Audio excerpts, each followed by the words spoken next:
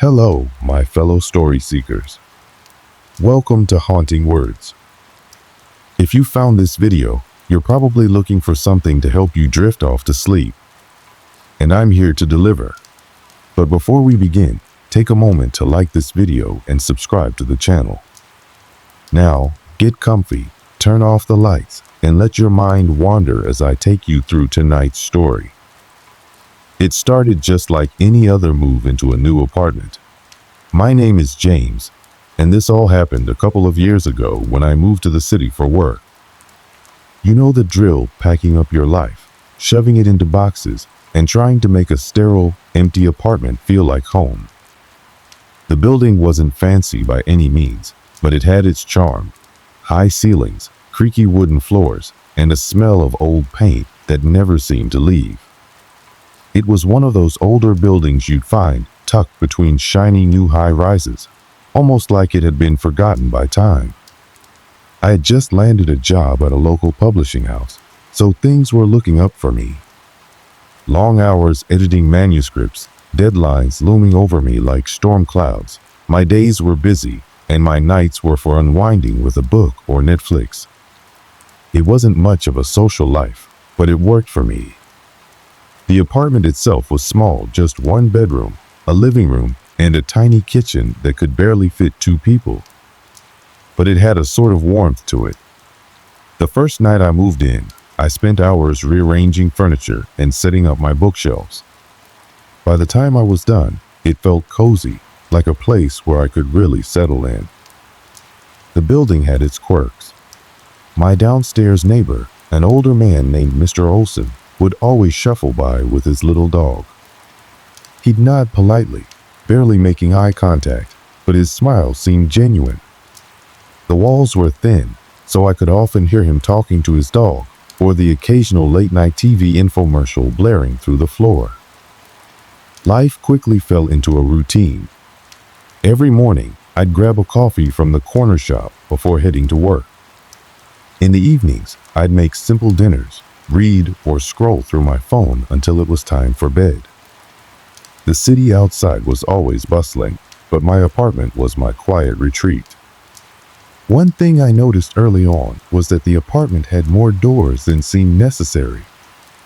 Apart from the usual ones for the bedroom, bathroom, and closets, there was this one door in the living room. It was tucked away in the far corner, painted the same shade of beige as the walls, so it almost blended in. At first, I didn't think much of it. I assumed it was some kind of storage or utility closet. But when I tried to open it, the knob wouldn't budge. Locked. I figured the landlord had kept it off limits for whatever reason. I didn't bother asking about it. I mean, who questions a locked door in a rental? Besides, I had enough on my plate trying to get adjusted to my new job. There was something oddly satisfying about the quiet normalcy of those first few weeks. I felt like I had finally hit my stride. Everything in the apartment worked, mostly. Sure, the radiators clanked at night, and the water pressure in the shower left something to be desired, but that was all part of the charm, right? I even got used to the sounds of the building itself, the way the floors groaned when you walked on them, or the faint creaks and pops that seemed to come from the walls late at night. I told myself it was just the building settling, the way old places do. But there was one thing that stood out, even from the beginning, the locked door. It wasn't just that it was locked, it was the way it felt out of place. Unlike the other doors in the apartment, this one was heavier, sturdier. The hinges looked newer, as if someone had gone out of their way to reinforce it. And the keyhole, it wasn't the standard kind you'd see on a bedroom or bathroom door. It was older, more intricate, like something you'd find in an antique shop. Sometimes, when I'd glance over at it, I'd get this strange feeling in my gut, like it didn't belong. But I brushed it off. There was no reason to think anything of it. That's how life went on for a while. Work, eat, sleep, repeat. The door was just another part of the background noise in my life, barely noticeable after the first week or so. Until the night it wasn't. It was a Thursday night, one of those long work days where I couldn't wait to collapse onto the couch. I had just gotten back from the office, balancing a grocery bag in one hand and my laptop bag in the other. The apartment felt the same as always, quiet, unassuming, and dimly lit by the soft glow of the single-floor lamp in the corner. As I unloaded the groceries, I noticed something small but peculiar. The door, the one that never opened, the one I had all but forgotten, seemed different. The knob, which was always firmly locked, had been turned slightly, as if someone had tried to open it. At first, I dismissed it. I thought maybe I had brushed against it while rearranging furniture the other day. Or maybe it was just my imagination, a trick of the light after a long day. Still, I couldn't shake the feeling that it looked off. After putting away the groceries, I walked over to the door, curiosity pulling me toward it like a thread I couldn't ignore. I reached out and grabbed the knob. It was cold, colder than it should have been. My hand lingered there for a moment before I gave it a gentle twist. Locked, as always. I shook my head and laughed quietly to myself. "You're tired," I muttered, as if saying it out loud would make the unease disappear. Later that night, as I lay in bed scrolling through my phone, I heard a sound. It was faint at first, like the soft hum of the building's plumbing or the creak of old wood. But then it came again, sharper this time, a soft, rhythmic tapping.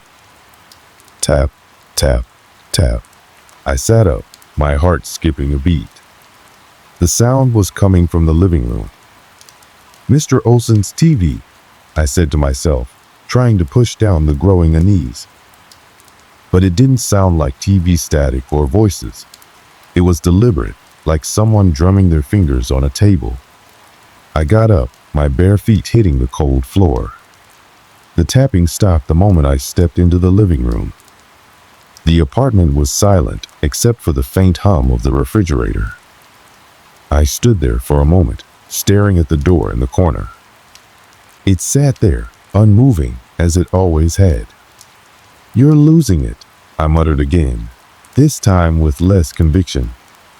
I walked over to the door, almost without thinking, and pressed my ear against it. Nothing, just silence. The next day, I went to work as usual, pushing the strange incident to the back of my mind. It was just the building settling, I told myself, or maybe a mouse scurrying in the walls. I wasn't the superstitious type, and I wasn't about to start letting my imagination run wild.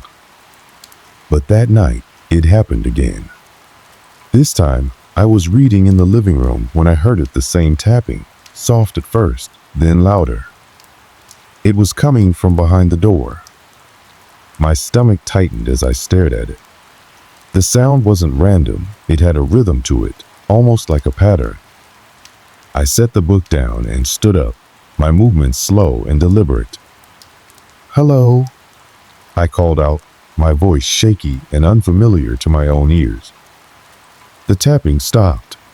I froze, my heart pounding in my chest. A few seconds passed, and then I heard something else. A faint shuffling sound, like fabric brushing against wood.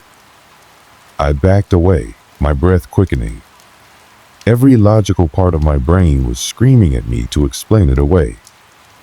Maybe it was pipes or an animal trapped somewhere in the walls. But deep down, I knew that wasn't it. The next morning, I emailed the landlord. I kept it short and professional, asking if there was any chance the locked door led to a utility closet or crawl space where animals could have gotten in. His reply came a few hours later. "No, that door shouldn't open. It's been sealed for years." Sealed? The word made my skin crawl. Why seal a door in the first place? And if it was sealed, why did it have a lock? That night, the tapping didn't come, but something else happened. As I was brushing my teeth, I noticed a small smudge on the bathroom mirror. At first, I thought it was toothpaste or steam, but when I looked closer, I realized it was a fingerprint. a single fingerprint right in the middle of the mirror. I lived alone.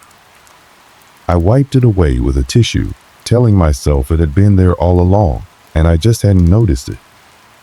But the uneasy feeling lingered. Over the next few days, the strange events began to add up.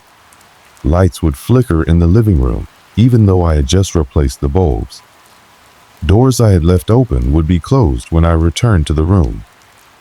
And always, there was the door, locked, silent, and unyielding. I started avoiding that corner of the living room altogether. I'd sit on the opposite end of the couch, keeping my back to it as much as possible.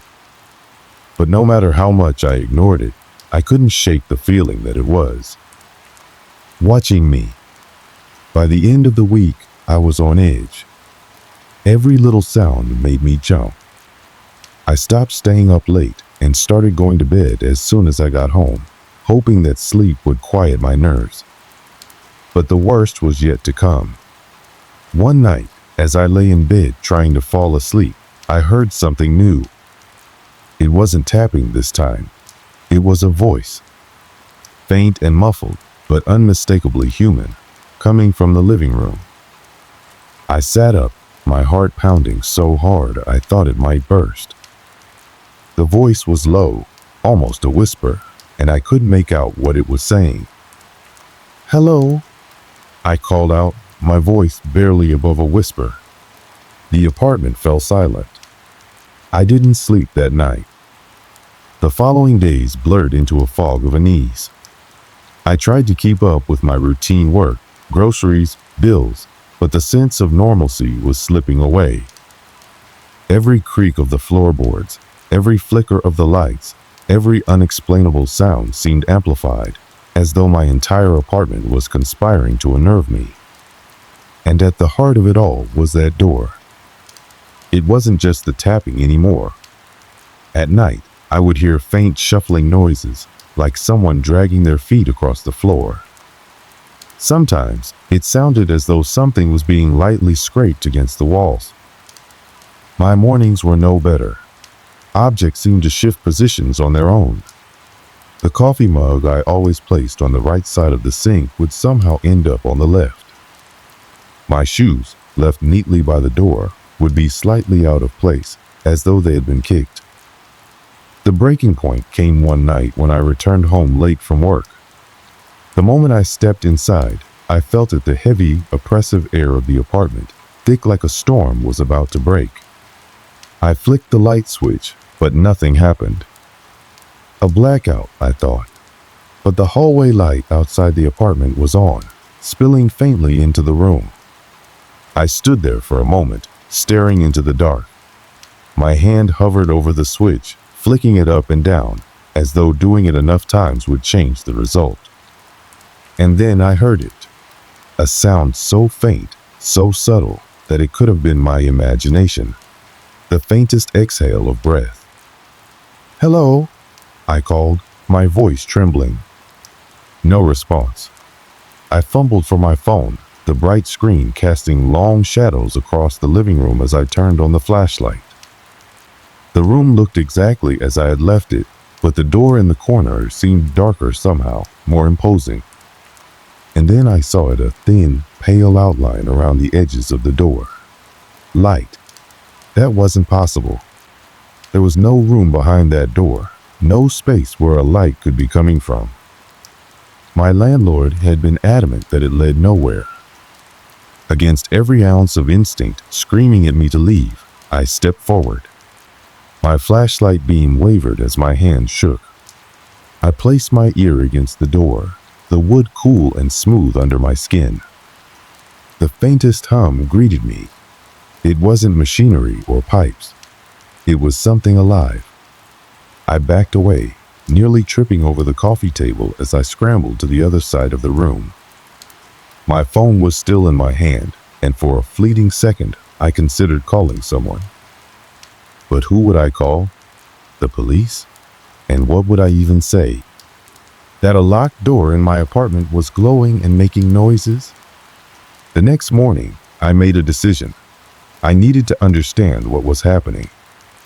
It started with research. I scoured old city records, looking for blueprints of the building. The apartment complex wasn't particularly old, built in the 1970s, and had undergone several renovations since then.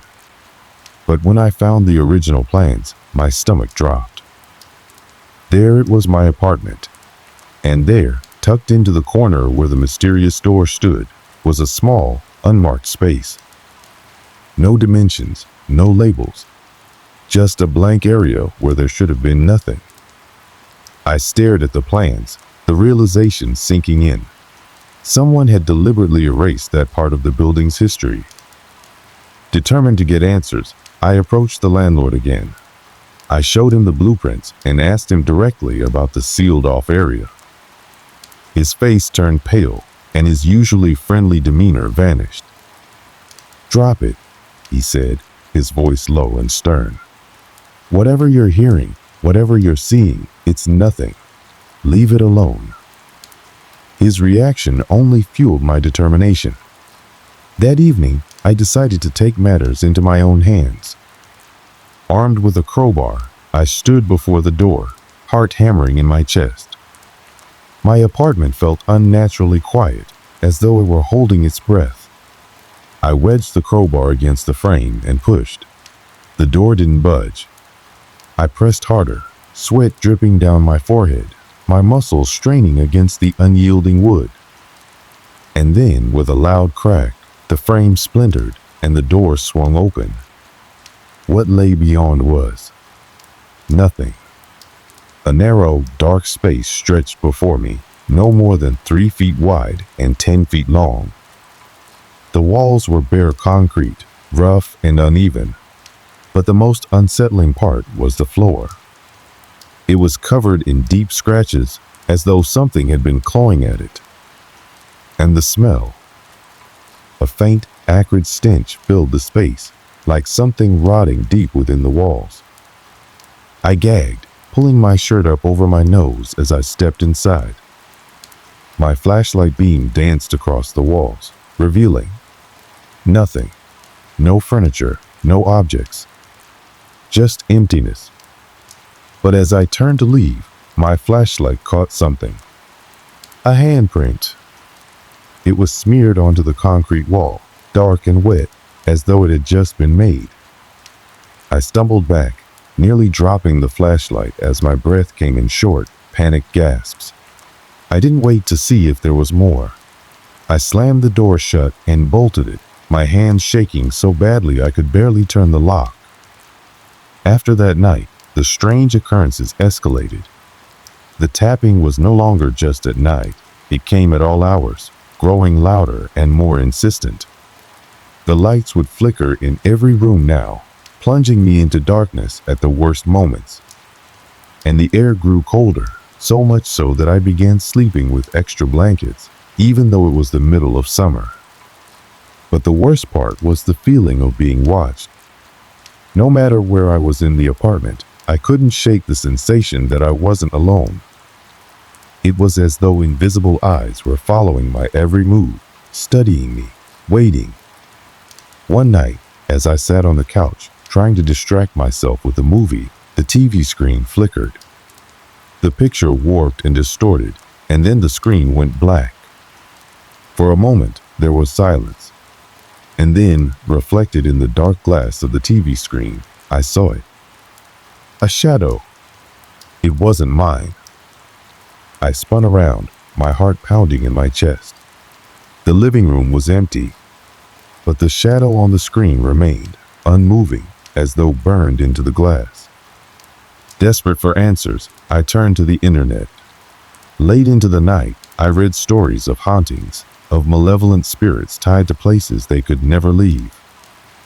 But none of it explained the door, the strange space behind it, or the handprint that had appeared on the wall. It was during one of these late-night research sessions that I stumbled upon a local forum. A thread from years ago mentioned my building, specifically my apartment. Did anyone else hear about the apartment where they sealed the room? Tenants complained about strange noises. Someone even went missing. They say the door was locked from the inside. I stared at the screen, the words blurring together as my pulse quickened. Missing? Locked from the inside. I had always thought the locked door was a harmless oddity, an architectural quirk. But now, it felt like a gateway to something far more sinister. The following night, the knocking came again, but this time, it wasn't tapping. It was banging. Loud, forceful, and relentless, as though whatever was behind the door was no longer content to stay hidden.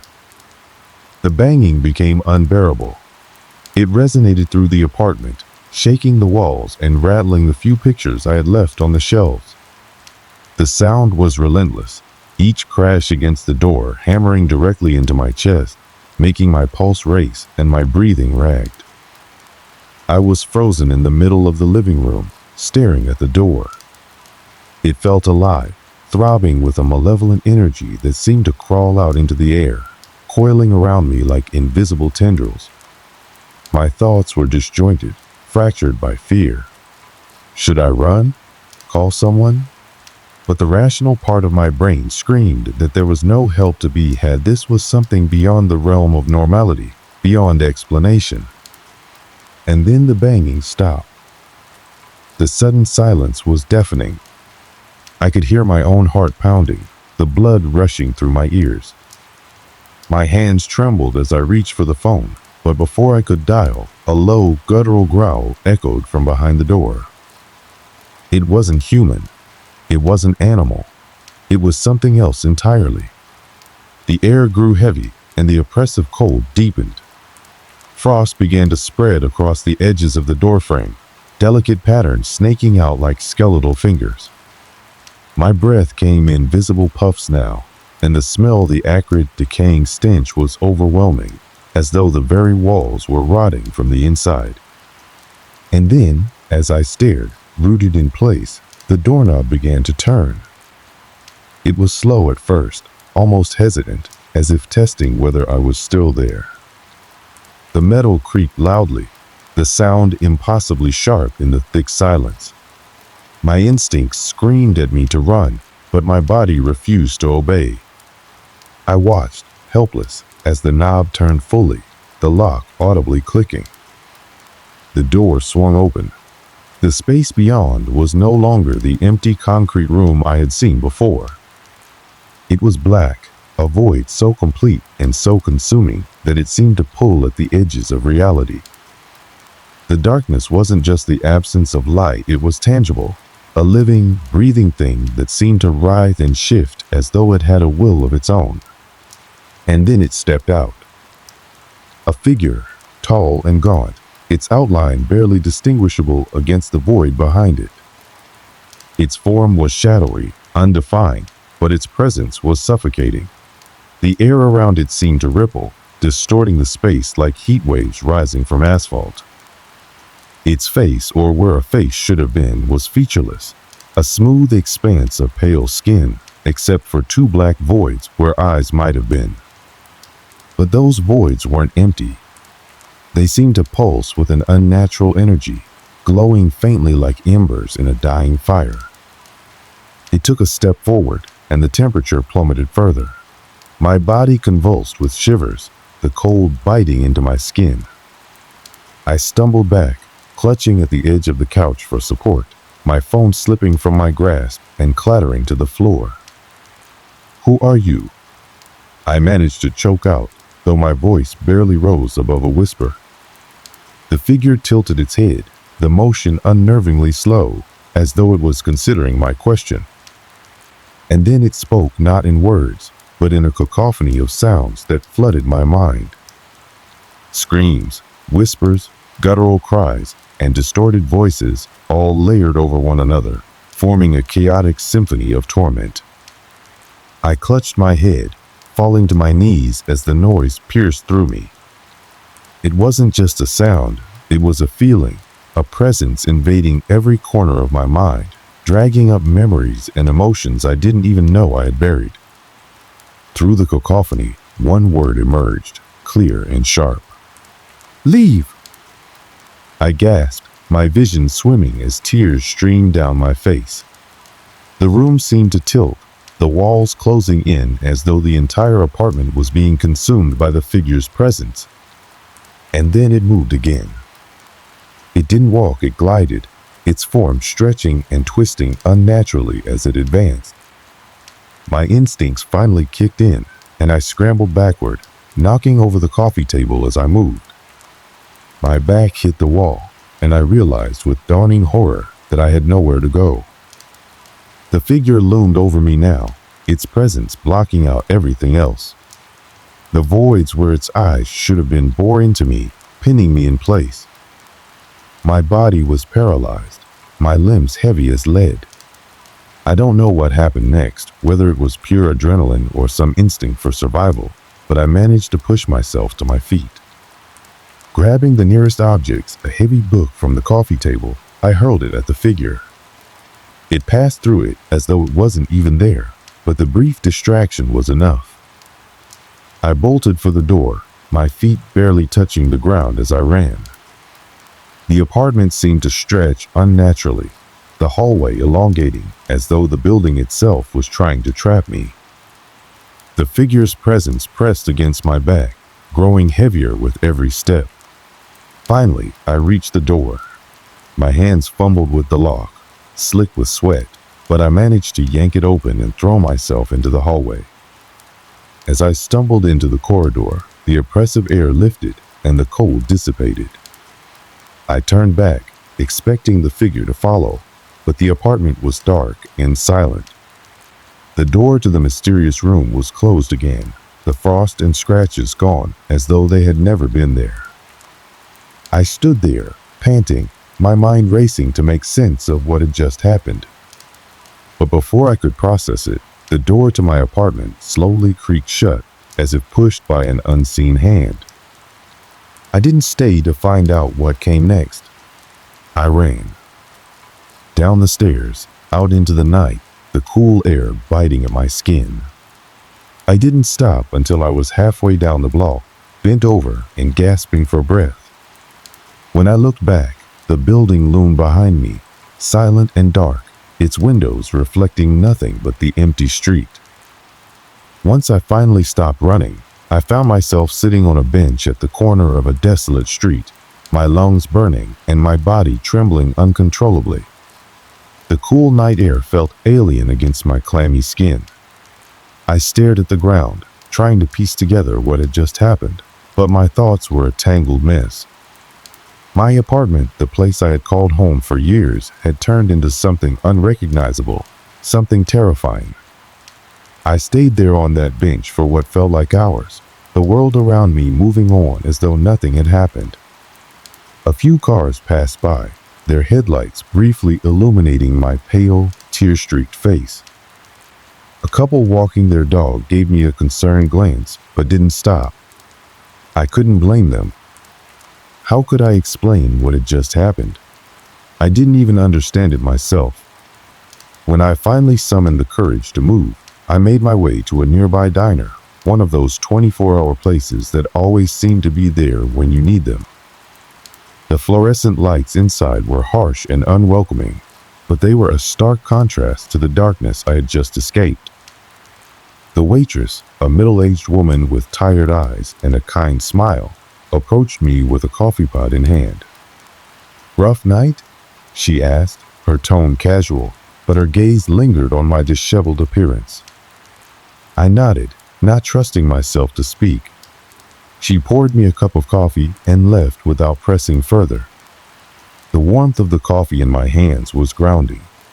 I sipped it slowly, letting the heat spread through me.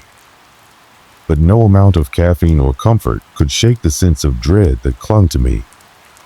Every time the diner's door opened, the sound of the bell made me flinch, my eyes darting to the entrance, half expecting to see the figure standing there.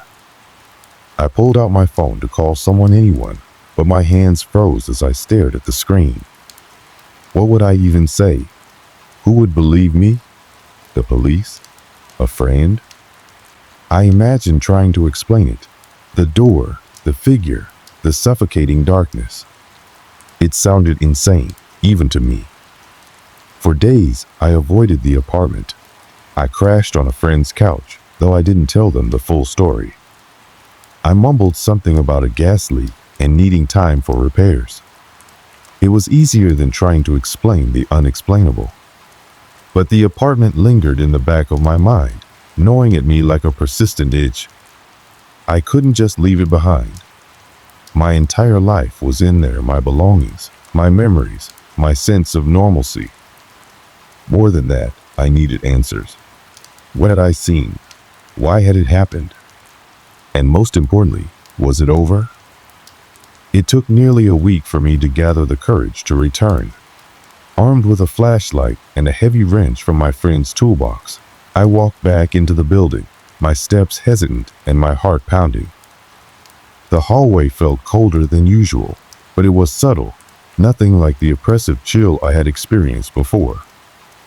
I stood outside my apartment door for what felt like an eternity, my hand on the doorknob, before finally pushing it open.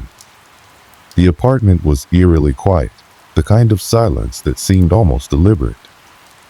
Everything was exactly where I had left it, the coffee table still overturned, the book I had thrown lying in the corner. But something was off. The air felt heavier, charged, as though the apartment itself was holding its breath. I approached the door to the hidden room cautiously, my grip tightening on the wrench. The door was closed, just as it had been when I fled. The scratches and frost were gone, replaced by the same smooth, unassuming surface I had first encountered. But I couldn't shake the feeling that something was waiting behind it. I reached out, my hand trembling, and placed it on the doorknob. It was cold, colder than it should have been. For a moment, I considered walking away, leaving the apartment and never looking back. But something inside me refused. I needed to know. Taking a deep breath, I turned the knob. The door didn't resist this time. It swung open easily, revealing the same void of darkness I had seen before. But it was different now. The darkness didn't feel as oppressive. It was still unnatural, still terrifying, but it didn't move or shift like it had before. I stepped closer, shining the flashlight into the void. The beam of light was swallowed almost instantly, disappearing as though it had never existed. My breath hitched, but I forced myself to stay. "Who are you?" I whispered, my voice barely audible. There was no response, no sound, no movement, just the endless, suffocating silence. For a moment, I thought about stepping inside. The thought sent a jolt of fear through me, but it was accompanied by an almost magnetic pull, a strange compulsion to cross the threshold. But before I could act on it, a loud bang echoed through the apartment, snapping me out of my trance. I stumbled back, slamming the door shut and locking it. That was the last time I touched the door. I packed up my belongings and left the apartment for good the next day. I told the landlord I had to move for personal reasons and forfeited my deposit without a second thought. I found a new place across town, a smaller, quieter apartment that felt safe, if unremarkable. But no matter how far I tried to distance myself, the events of that night stayed with me. I often found myself staring at doors, any doors, wondering what lay behind them. Every creak of a floorboard, every gust of wind against a window would send a shiver down my spine. I never told anyone the full story. How could I? It sounded absurd, like the plot of a bad horror movie. But I knew the truth. I had seen something that defied explanation, something that didn't belong in this world. And I couldn't shake the feeling that it wasn't over. That door, that void, that figure, it wasn't confined to that apartment. It was out there, somewhere, waiting. It's been months since I left the apartment behind, but the memories linger like a shadow that refuses to fade. The world around me has resumed its normal rhythm work, grocery runs, late-night TV binges. On the surface, my life looks the same as it did before, but beneath that facade lies a constant hum of unease. Every now and then, I catch myself looking over my shoulder or hesitating before opening a door. It's a subtle thing, almost imperceptible to those around me, but it's there a crack in my once steadfast sense of security. Fear is a strange emotion. It has a way of worming into the corners of your mind, twisting the mundane into something sinister. I used to think of my apartment as a sanctuary, a place where I could unwind and escape the chaos of the world. Now, the idea of home feels fractured, tarnished by the memories of that night. I've tried to rationalize what happened, to find a logical explanation that would let me sleep easier at night. Maybe it was a vivid nightmare brought on by stress. Maybe I had a break from reality, a momentary slip into madness. But every time I think back to the frost on the doorknob, the scratches on the wood, and the darkness that swallowed my flashlight, I know those explanations don't hold up. It wasn't a dream. It wasn't a hallucination. It was real. What haunts me the most isn't what I saw or felt, it's what I don't know. Who or what was behind that door? Why was it there, in my apartment of all places? Was it trying to communicate with me, warn me, or harm me? I've spent countless nights replaying the events in my head, searching for clues or details I might have missed. I've even scoured the internet for similar stories, hoping to find someone who experienced something like I did. There are stories, of course, urban legends, paranormal encounters, unexplained phenomena, but none of them feel quite like what I went through. I'm left with more questions than answers, and maybe that's the most terrifying part. Sometimes, late at night, I feel it again, that oppressive silence, the weight in the air, the sensation of being watched. It's fleeting, just a whisper of a memory, but it's enough to make my heart race and my palms sweat. I've tried to ignore it, to convince myself that it's just my mind playing tricks on me. But deep down, I know it's more than that. The door may be miles away, locked and hidden in an apartment I'll never return to, but its presence feels closer than ever. It all began a few years ago when I made a decision that, at the time, felt like a fresh start. My cousin, Daniel, and I had been talking for weeks about how much we needed a change of pace. City life, with its constant noise and bright lights, had started to wear on us. The idea of moving to a quiet, rural town seemed perfect. So when Daniel stumbled upon a small, weathered house listed for rent at a shockingly low price, we decided it was meant to be. The house sat on the outskirts of a sleepy town called Meadowbrook, surrounded by acres of overgrown fields and a few scattered neighbors whose lights flickered on only occasionally. The house itself wasn't much to look at, a modest single-story structure with chipped paint and an aging porch. Still, the quiet appealed to us, and we didn't think twice about signing the lease. It was the kind of place where nothing ever really happened. Days stretched lazily into nights, punctuated only by the sound of crickets or the occasional passing car. We figured it was exactly what we needed to reset our minds and escape the chaos we'd left behind. Daniel and I moved in on a brisk autumn afternoon, boxes piled high in the back of his old pickup truck. The first thing I noticed was how the house smelled musty, like it hadn't been aired out in years. The landlord, an older man named Mr. Carter, had assured us it had been empty for a while, but he was vague when I asked why. "Just never found the right tenants, I suppose," he'd said with a shrug.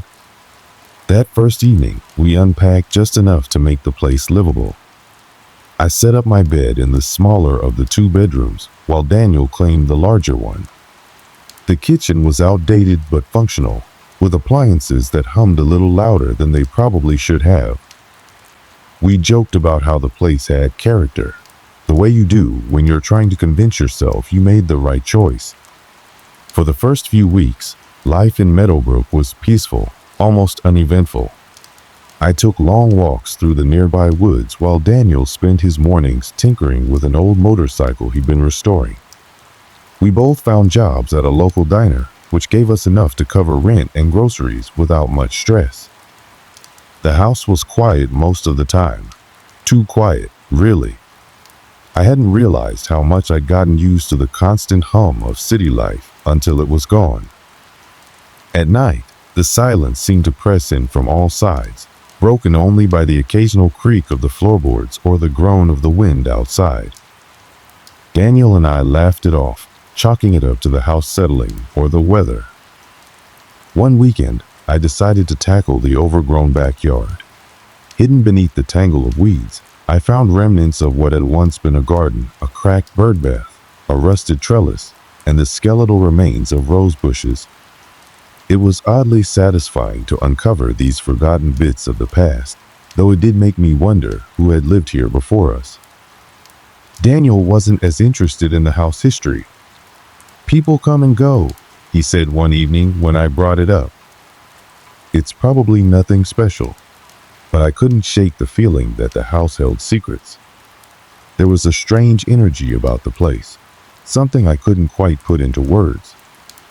We fell into a routine quickly enough, our days blending together in a haze of work, chores, and quiet nights. On weekends, we'd invite a few friends over for beers on the porch or spend hours binge watching old movies. It wasn't exciting, but it was comfortable. And yet, there were little things I started to notice, small, almost imperceptible details that made me uneasy. A draft that seemed to come from nowhere. The way the shadows in the hallway seemed darker than they should be. Once, I found a glass on the counter that I didn't remember taking out of the cabinet. "You probably just forgot," Daniel said when I mentioned it. I wanted to believe him, but the thought lingered. As the weeks went on, the house began to feel less like a refuge and more like a question waiting to be answered. The quiet, which had once been soothing, now felt oppressive. I told myself I was just adjusting to the new environment. Daniel didn't seem to notice anything strange, or if he did, he wasn't letting on. We'd laugh and brush off the small oddities, like the occasional thump in the attic or the way the old clock in the living room would stop and start seemingly at random. "It's just an old house," Daniel would say with a grin. But deep down, I couldn't shake the feeling that something wasn't quite right. Looking back, those early days feel almost idyllic compared to what came later. The houses had been standing silent and empty for years before we arrived, but it didn't stay quiet for long. It started on a Wednesday night. I remember that detail clearly because Daniel and I had just finished our midweek ritual of takeout and a bad action movie. He was sprawled on the couch, half asleep, while I cleaned up the kitchen. The house was quiet, save for the hum of the refrigerator and the occasional creak of the wooden floor beneath my feet. As I rinsed the last plate, I heard it, a soft, deliberate knock. At first, I thought it was the sound of a branch hitting the side of the houses. The backyard had a couple of old trees whose limbs swayed in the wind, so I didn't think much of it. But then it came again, steady and rhythmic. Knock, knock, knock. I froze, listening intently. The sound seemed to come from the front door. Setting the plate down, I wiped my hands and peeked through the small window in the kitchen. The porch light was on, casting a dim glow, but there was no sign of anyone outside. "Daniel," I called, trying to keep my voice steady.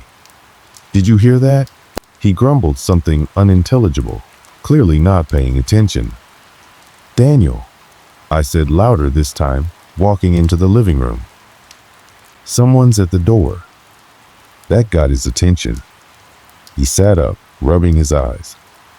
"What are you talking about?" "There's knocking at the front door," I said, my voice trailing off as the sound came again, louder this time. "Knock, knock, knock." Daniel stood, his expression shifting from grogginess to mild concern. "Probably just some kid messing around," he said, heading toward the door. He flipped the lock and swung the door open in one swift motion. The porch was empty. The night air was cold, and the only sound was the faint rustle of leaves in the distance. "See? Nobody is there," Daniel said, shrugging as he closed the door. I frowned, uneasy. "I'm telling you, I heard it. It wasn't just once. Maybe it was the wind," he offered, but even as he said it, I could tell he didn't believe it. We checked the porch and the immediate area around the house, but there was no sign of anyone. No footprints in the dirt driveway, no indication that anyone had been there at all. Daniel dismissed it as nothing and went back to the couch, but I couldn't shake the unease that had settled over me. The knocking became a regular occurrence over the next few nights. Always the same pattern. 3 slow, deliberate knocks. It happened at random times, sometimes just after sunset, other times in the dead of night. Each time, we checked the door, and each time, no one was there. By the 3rd night, Daniel was getting frustrated. "If it's some kid playing a prank, they're gonna regret it," he muttered, pacing near the door with a flashlight in hand. I wasn't so sure it was a prank. Something about the sound didn't feel natural. It was too deliberate, too precise. And the fact that we never saw anyone only added to my growing sense of dread. One night, around 2 a.m., the knocking came again, but this time it was accompanied by a faint, almost imperceptible scraping sound. I bolted upright in bed, my heart pounding. "Daniel," I whispered urgently, shaking him awake. He groaned, turning over. "What now?" "Listen," I said, and we both went silent. Knock, knock, knock.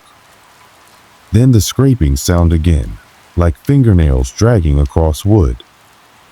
Daniel grabbed the flashlight and stormed to the door. "All right, that's it," he said, yanking it open. But just like every other time, there was nothing. The porch was empty, the night still. "I don't get it," he said, running a hand through his hair. "Who the hell keeps doing this?" The next day, I decided to ask around town.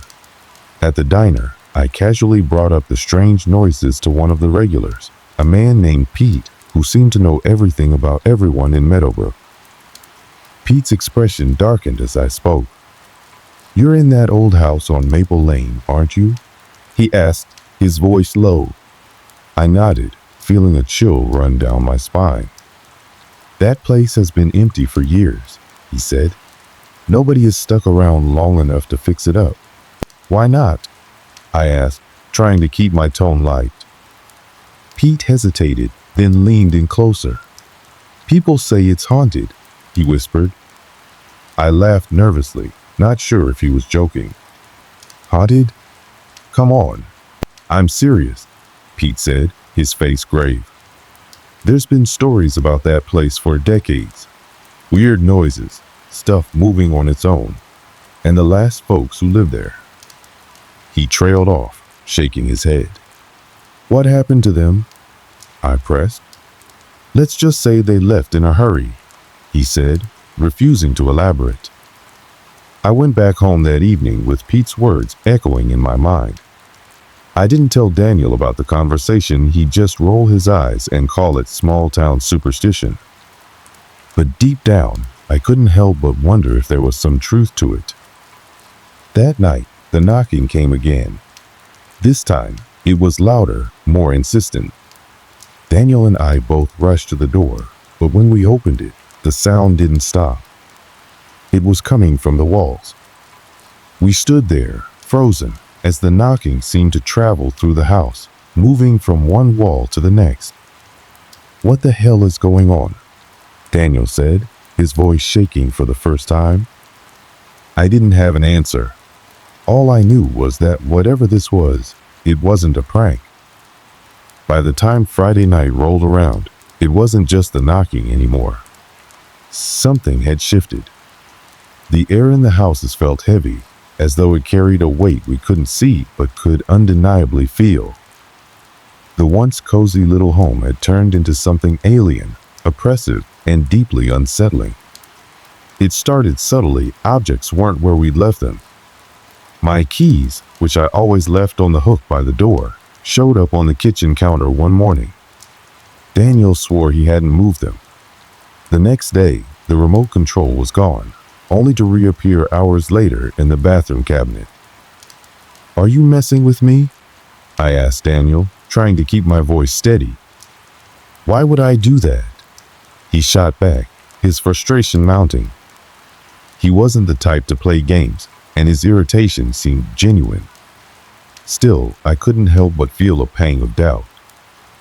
A few nights later, something happened that neither of us could explain away. We had gone to bed after another tense day of strange occurrences. The house was eerily quiet, the kind of silence that felt deliberate. I was lying awake, staring at the ceiling, when I heard a faint sound almost like whispering. I nudged Daniel, who groaned and turned over. "Do you hear that?" I whispered, my heart pounding. He sat up, listening intently. The whispering grew louder, but we couldn't make out any words. It was coming from the hallway. We both climbed out of bed, Daniel grabbing the flashlight from the nightstand. Slowly, we crept toward the door. The whispering stopped abruptly as we stepped into the hall. Then we saw it. At the far end of the hallway, a shadow moved slow, deliberate, and impossibly tall. It stretched across the wall, its form flickering like a distorted silhouette cast by an unsteady flame. "Who's there?" Daniel shouted, his voice cracking. The shadow froze, then melted into the darkness. The next day, Daniel and I sat at the kitchen table, both of us pale and exhausted. "This isn't normal," I said, breaking the silence. "We need to figure out what's going on." Daniel nodded, his usual skepticism replaced by a grim determination. "Let's start with the houses." We spent hours combing through every corner, opening closets, checking the attic, even pulling up loose floorboards. But there was nothing out of the ordinary. No hidden passages, no signs of pests, nothing to suggest why the house was behaving this way. Frustrated, we turned to the internet. Stories about hauntings, theories about residual energy, and countless accounts from people who claimed to have experienced something similar. Some spoke of spirits, others of darker forces, but none offered a solution. Our search eventually led us to the basement, a space neither of us had spent much time in. It was cold and damp, the air thick with the smell of mildew. The single bulb overhead cast long, eerie shadows on the concrete walls. "Do you feel that?" I asked as we descended the stairs. Daniel nodded, his grip tightening on the flashlight. The air felt electric, charged with an energy that made the hair on my arms stand up. We searched the room carefully, but again, nothing seemed out of place.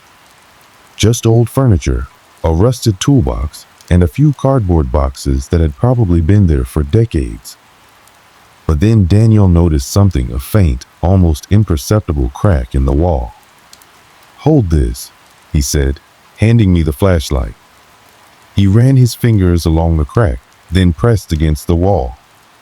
To our shock, a section of the wall shifted, revealing a narrow opening. The space behind the wall was small, barely large enough to stand in. It smelled stale, as though it had been sealed off for years. There was nothing in the room except a wooden chair and a small table. On the table sat a single, dusty object, a journal. I picked it up carefully, flipping through the yellowed pages. Most of the writing was faded, but some entries were legible. They spoke of strange noises, unexplained events, and an overwhelming sense of dread. The final entry sent a chill down my spine. "It won't stop. The knocking. The shadow. It's in the house now." That night, a thunderstorm rolled in, adding to the oppressive atmosphere. The rain battered against the windows, and lightning lit up the sky in brief, blinding flashes. We decided to stay in the living room, too afraid to sleep in separate rooms. The journal sat on the coffee table, a silent reminder of whatever had come before us. Around midnight, the knocking returned, but this time it was everywhere, on the walls, the ceiling, the floor. It was deafening, relentless. We sat frozen, clutching each other as the sound seemed to close in around us. Then, as suddenly as it had started, it stopped. For a moment, there was silence. Then the whispering began again, louder and clearer than before. And this time, it was coming from the basement. "I'm not going down there," I said, my voice trembling. Daniel hesitated, then grabbed the flashlight. "We have to," he said. "We need to end this." Reluctantly, I followed him down the stairs, every step feeling heavier than the last.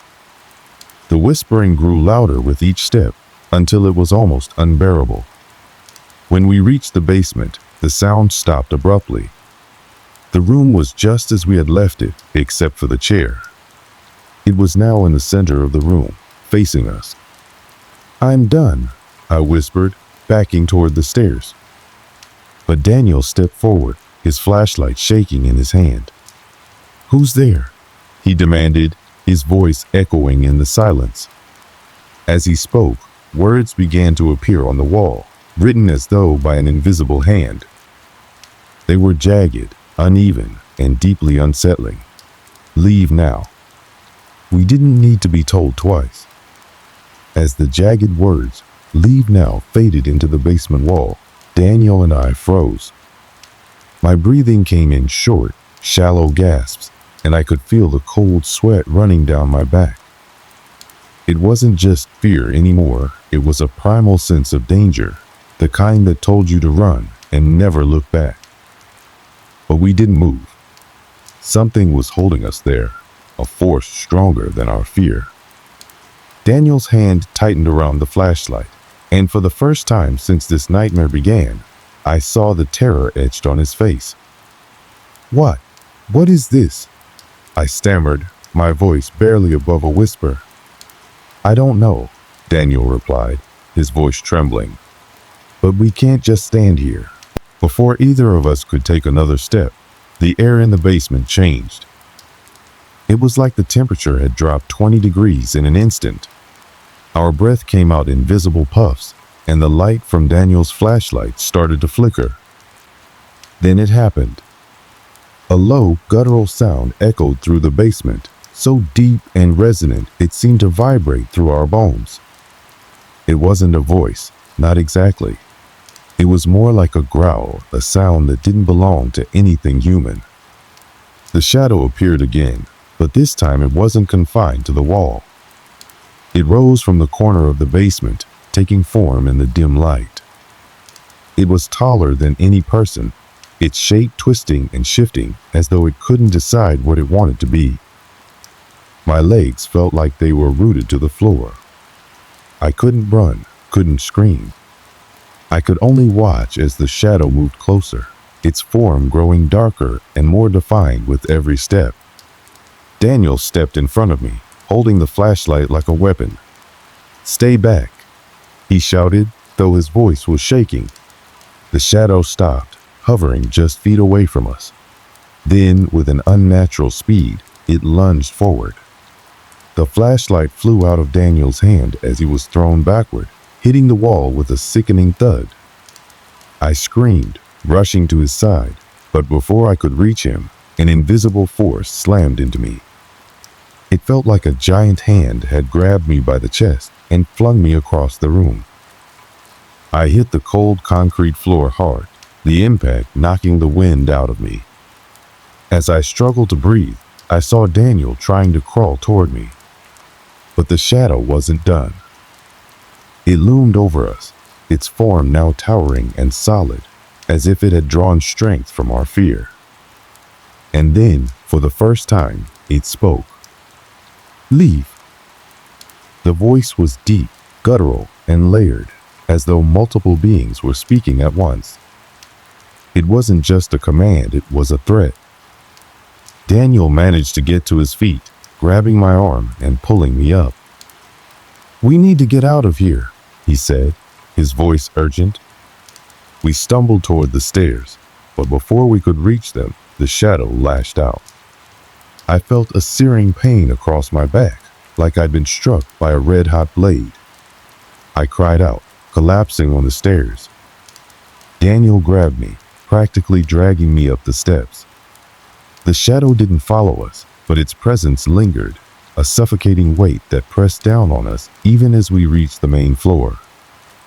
Once we were out of the basement, the door slammed shut behind us with a force that shook the entire house. We collapsed onto the living room floor, gasping for breath. Daniel grabbed his phone, fumbling to turn on the flashlight. "Let me see your back," he said, his voice filled with worry. I hesitated, the pain still fresh and searing. Slowly, I turned around, lifting the back of my shirt. Daniel's sharp intake of breath told me everything I needed to know. "What is it?" I asked, my voice trembling. He didn't answer right away. Instead, he handed me his phone so I could use the camera to see for myself. There, etched into my skin as though carved by claws, was a single word: mine. We sat in stunned silence, the weight of what had just happened crashing down on us. This wasn't just a haunting. Whatever this thing was, it was intelligent and it wanted us gone. Or worse, it wanted us to stay. "We can't stay here," I said finally, my voice breaking. "We have to leave. Now." Daniel nodded, his face pale and drawn. "We'll pack what we can and go. Tonight." But as we moved to gather our things, the house seemed to come alive. The lights flickered violently, the walls groaned as though under immense pressure, and the knocking returned louder and more frantic than ever. It wasn't just one knock. It was coming from every wall, every door, every surface around us. As we tried to make our way to the front door, the shadow appeared again. This time, it was different. It was no longer just a shape, it had features. Hollow, glowing eyes stared at us from the darkness, and its mouth twisted into a grotesque grin. "You cannot leave," it bellowed, the voice shaking the very foundation of the house. Daniel grabbed my hand, pulling me toward the door. But the shadow moved to block our path, its form stretching unnaturally to fill the space. In a moment of desperation, Daniel shouted, "What do you want from us?" The shadow tilted its head, as if considering the question. Then it pointed toward the basement door. "No," I whispered, shaking my head. "We're not going back down there." The shadow didn't respond. Instead, it began to move toward us, its form growing larger and more menacing with each step. We were out of options. Daniel turned to me, his eyes filled with fear. "We have to do something. We can't just let it." Before he could finish, the shadow lunged. I screamed, grabbing the nearest object, a glass vase, and hurling it at the figure. The vase shattered on impact, but the shadow didn't even flinch. Daniel grabbed my hand again, and we made a break for the door. This time, the shadow didn't stop us. As we crossed the threshold, the air around us seemed to shift. The oppressive weight lifted, and the knocking stopped. For the first time in what felt like hours, there was silence. But as we stood outside, gasping for breath, I couldn't shake the feeling that we hadn't escaped. Not really. We stood on the front lawn of the houses, the biting chill of the night air a stark contrast to the suffocating atmosphere we had just escaped. The houses loomed behind us, its windows dark and silent, as if mocking our frantic flight. Daniel was doubled over, hands on his knees, struggling to catch his breath. I clutched my side, the pain from whatever had clawed me still radiating sharply. For a long moment, we didn't speak. The weight of everything we had just experienced hung between us like a heavy fog. It wasn't until the faint sound of rustling leaves brought me back to reality that I realized we couldn't stay there, not even outside the house. "We have to go," I said, my voice barely audible. Daniel straightened, nodding wordlessly. Without a second glance at the house, we hurried to his car. My hands trembled as I fumbled with the door handle, finally sliding into the passenger seat. Daniel started the engine, the roar of it breaking the eerie stillness of the night. As we pulled away, I turned to look out the rear window. The house stood there, unchanged, its exterior as normal as it had been the day we arrived. But I knew better now. That house was anything but normal. We drove in silence for miles, the tension in the car palpable. Neither of us knew where we were going, but anywhere felt safer than the house. Eventually, Daniel pulled into the parking lot of a small roadside motel. The flickering neon sign advertising vacancy was a welcome sight, even if the place looked a little run down. Inside the room, the fluorescent lights cast a harsh glow on our pale, exhausted faces. Daniel collapsed onto one of the beds, rubbing his temples. I sat on the edge of the other, my back still aching from whatever had attacked me. "What do we do now?" Daniel finally asked, his voice breaking the silence. I didn't have an answer. The logical part of me wanted to call anyone for help. But who would believe us? Who would understand the horror we had just lived through? "We can't go back," I said finally. "That's all I know." Daniel nodded, but his expression was grim. "And what about the house?" "It's wrong. What if someone else moves in?" And he stopped himself, unable to finish the thought. The question lingered in the air, unanswered. I excused myself to the bathroom, desperate for a moment alone to process everything. The fluorescent light buzzed overhead as I stared at my reflection in the mirror. My face was pale, my eyes wide and bloodshot. But it wasn't until I turned to check the claw marks on my back that I realized just how deeply the night had scarred me. The word "mine" was still there, etched into my skin as though burned in place. The wounds weren't bleeding, but they looked raw and angry, as though they'd been inflicted only moments ago. A wave of nausea hit me as I turned away from the mirror. This wasn't just a physical mark. It felt like a claim, a warning that whatever was in that house wasn't done with me. When I returned to the room, Daniel looked up, concern flashing in his eyes. "Are you okay?" I shook my head, sitting down on the bed. "It's still there. The mark." Daniel didn't respond, but the tension in his jaw told me he was just as disturbed as I was. The next morning, we decided to do something we should have done from the start. Research. Armed with nothing but Daniel's laptop and a shaky Wi-Fi connection, we started digging into the house history. It didn't take long to find something. Buried in old news articles and local legends was the story of the house's previous occupants, a family that had lived there decades ago. The details were sparse, but the story was chilling. The family had vanished without a trace, leaving the house eerily untouched. Neighbors reported strange occurrences in the weeks leading up to their disappearance, knocking sounds, shadowy figures in the windows, and unexplained screams in the night. There were no leads, no suspects. The case went cold, and the house had been left vacant for years. Until us. Despite everything, there was a part of me that couldn't let go. The house had marked me, both physically and mentally. I needed closure, or at least an explanation. Daniel protested when I suggested going back, but he eventually agreed, on the condition that we wouldn't step foot inside. We returned during the day, the house is looking deceptively peaceful in the sunlight. Armed with cameras and recording equipment, we approached cautiously. Standing on the front lawn, I felt the same oppressive weight I'd felt the first time we entered.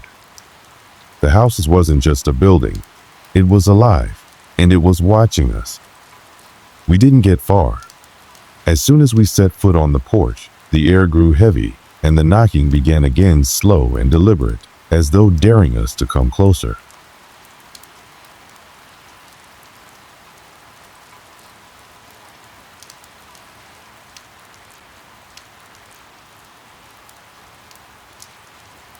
It was the fall of 2019, the air crisp and scented with the faint musk of decaying leaves. I had recently moved into a small, single-story house nestled at the edge of a quiet suburban neighborhood. This house, with its modest beige siding and a weathered wooden deck, was nothing extraordinary, but it offered something I desperately needed at the time: solitude. After a rough breakup and leaving the chaos of city life behind, I craved a space where I could reset. It wasn't perfect. The water heater groaned like an old man every time I turned on the shower, and the roof leaked slightly during heavy rains. But it was mine. I quickly settled into a comforting routine. My days were consumed with remote work, my evenings spent with a cup of tea in one hand and a book in the other. On weekends, I'd venture into the town's small farmers market or hike through the dense woods that bordered the neighborhood. There wasn't much in the way of socializing. The neighbors, though polite, kept to themselves. Occasionally, I'd wave at the elderly man next door as he tended to his roses, or nod at the jogger who seemed to pass by my house like clockwork every morning. The windows in the living room were one of my favorite features of the house. They stretched from floor to ceiling and offered a clear view of the backyard, which ended where the woods began. Sometimes, in the late afternoon, golden sunlight would filter through the trees, casting dappled shadows across the lawn. At night, the view was darker, quieter, and oddly comforting. The house felt like a bubble of warmth amidst the cold, shadowy expanse outside. I often left the curtains open, enjoying the way the moonlight painted the trees in silver. Life wasn't exciting, but it was peaceful, predictable. I thought I'd finally found a place where nothing out of the ordinary could ever happen. It wasn't long before I realized how wrong I was. The first few weeks in the house passed without incident.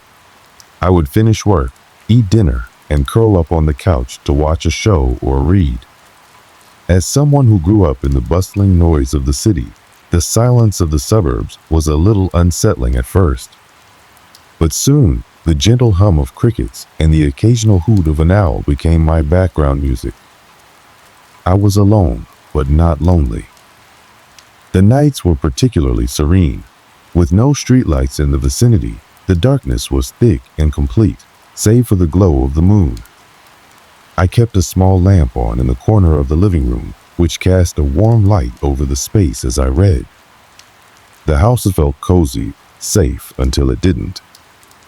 This story isn't one of immediate terror or sudden shocks.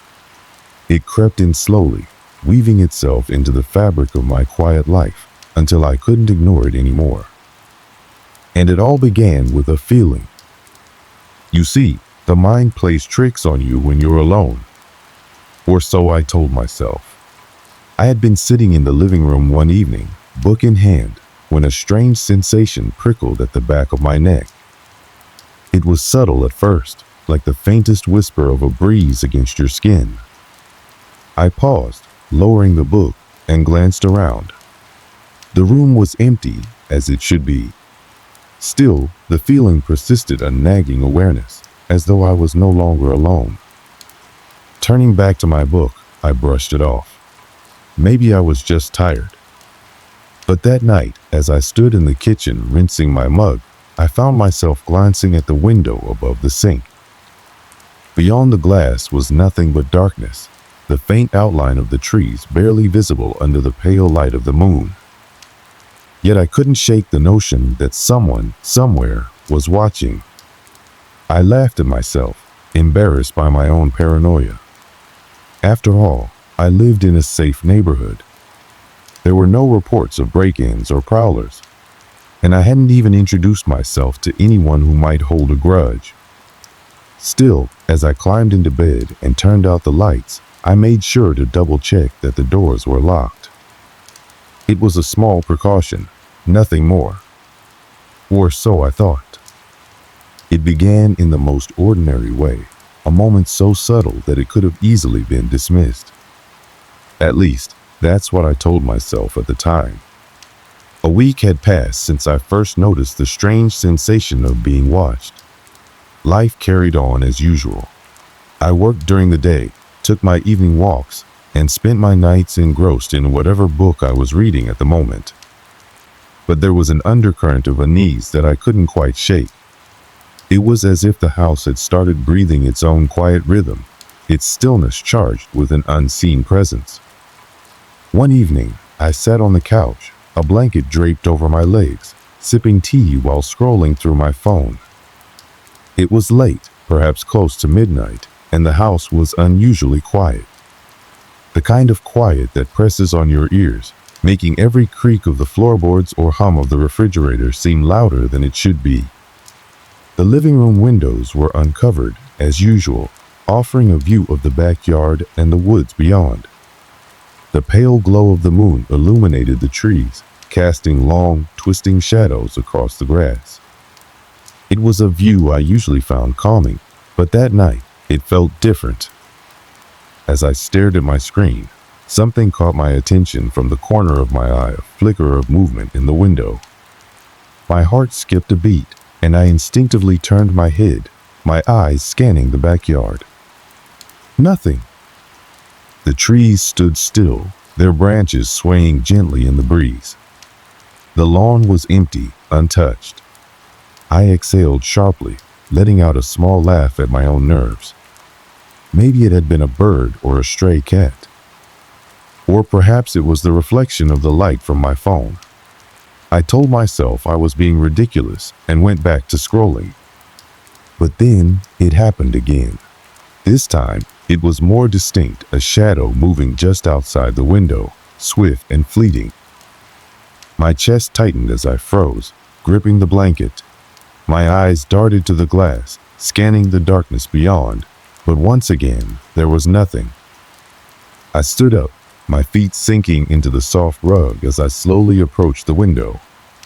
Peering out, I pressed my face close to the glass, my breath fogging the surface slightly.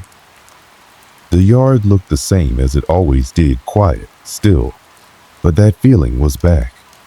That prickling sensation at the nape of my neck, the unshakable awareness of being watched. I reached out and pulled the curtains closed, my hands trembling slightly. Then I locked the front door, checked the back door, and even tested the windows to make sure they were secure. It was silly, really. What was I afraid of? The shadows outside. My own imagination? Still, I couldn't relax. The blanket that had once been a source of comfort now felt suffocating. I turned off the TV, leaving the house in near total silence, and headed to bed. Sleep didn't come easily that night. Every creak of the house made me sit up and listen, my heart racing in my chest. At some point, exhaustion won out, and I drifted off, but my dreams were restless, filled with the uneasy sense of being followed. The next morning, I told myself it was nothing. It had to be. I'd been stressed lately, adjusting to the move and the new job. My mind was probably looking for something to fixate on. But things didn't stop there. A few nights later, I was in the kitchen finishing up the dishes when I heard a noise. It was faint, just a soft, almost imperceptible tap against the glass of the living room window. My stomach knotted as I froze, the plate in my hand still dripping with water. Tap. It came again, sharper this time, like the sound of a fingernail lightly rapping against the pane. I set the plate down, my movements slow and deliberate. My pulse thudded in my ears as I crept toward the living room, my bare feet silent against the wooden floor. The curtains were drawn, but the tapping continued, steady and deliberate. I reached out, hesitating for a moment before pulling the fabric aside. The backyard was empty. My breath caught as I stared out into the darkness, my reflection in the glass looking just as unnerved as I felt. I stepped closer, squinting to see if there was anyone out there. But the yard was as still and quiet as ever. The tapping stopped. I closed the curtains again, this time with a sharp tug, and turned on every light in the house. The brightness made me feel slightly better, but not by much. Was it an animal? A tree branch swaying in the wind? There were no branches close enough to the windows, and no animals in sight. The logical part of my brain struggled to find an explanation, but my gut told me something was wrong. That night, I didn't sleep at all. I stayed on the couch, a kitchen knife within reach, my eyes glued to the curtained windows. The house felt oppressive, its once comforting silence now a constant reminder of how alone I was. In the light of day, my fear seemed irrational. I almost laughed at myself as I recounted the events in my head. Maybe I really was just letting my imagination run wild. But deep down, I knew better. I told myself it wouldn't happen again, that it was a one-time thing. But as the days passed, that nagging unease grew stronger, and the tapping wasn't the only thing I noticed. Lights I swore I'd turned off would be on when I came back into the room. Small objects, my keys, a mug, a book would be out of place. At first, I thought I was just being forgetful, but the incidents became harder to dismiss. One evening, I found the back door unlocked. I was certain I had locked it before heading to bed, yet there it was, slightly ajar. Panic surged through me as I searched the house, checking every closet, every corner. But there was no one there. I tried to convince myself it was nothing. Maybe I hadn't locked the door. Maybe the tapping was just the wind. Maybe I was reading too much into the shadows outside the window. But the truth was becoming harder to ignore. Someone or something was watching me.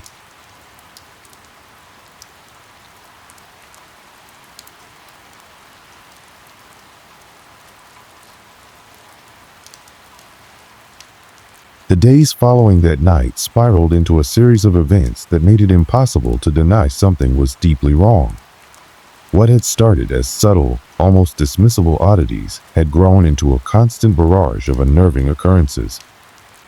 It felt as though the house, the yard, and even the surrounding woods had turned against me, conspiring to fray my nerves. It began with the lights. I woke up one morning to find the entire house illuminated. Every single light bedroom, living room, kitchen, even the basement was blazing, casting harsh, artificial brightness over every surface. I remembered clearly turning them all off before going to bed. Yet here they were, as though someone had walked through the house in the dead of night, flipping switches. At first, I thought maybe the electrical system was faulty. But as I went room to room, checking the switches, everything seemed normal. The lights had been deliberately turned on, not flickering or shorting out. The next night, I set up a small test. Before going to bed, I turned off all the lights again, but this time, I placed a piece of tape over each switch. In the morning, I found the lights on once more and the tape removed, neatly stuck to the edge of the switch plates. The realization hit me like a punch to the gut. This wasn't a malfunction. Someone or something was in my home. That unshakable sense of being watched grew stronger. It wasn't just at night anymore. During the day, I'd catch glimpses of movement in my peripheral vision, shadows that darted out of sight the moment I turned my head. The worst was the window. Every time I passed by, I couldn't resist the urge to glance outside, half expecting to see a face staring back at me.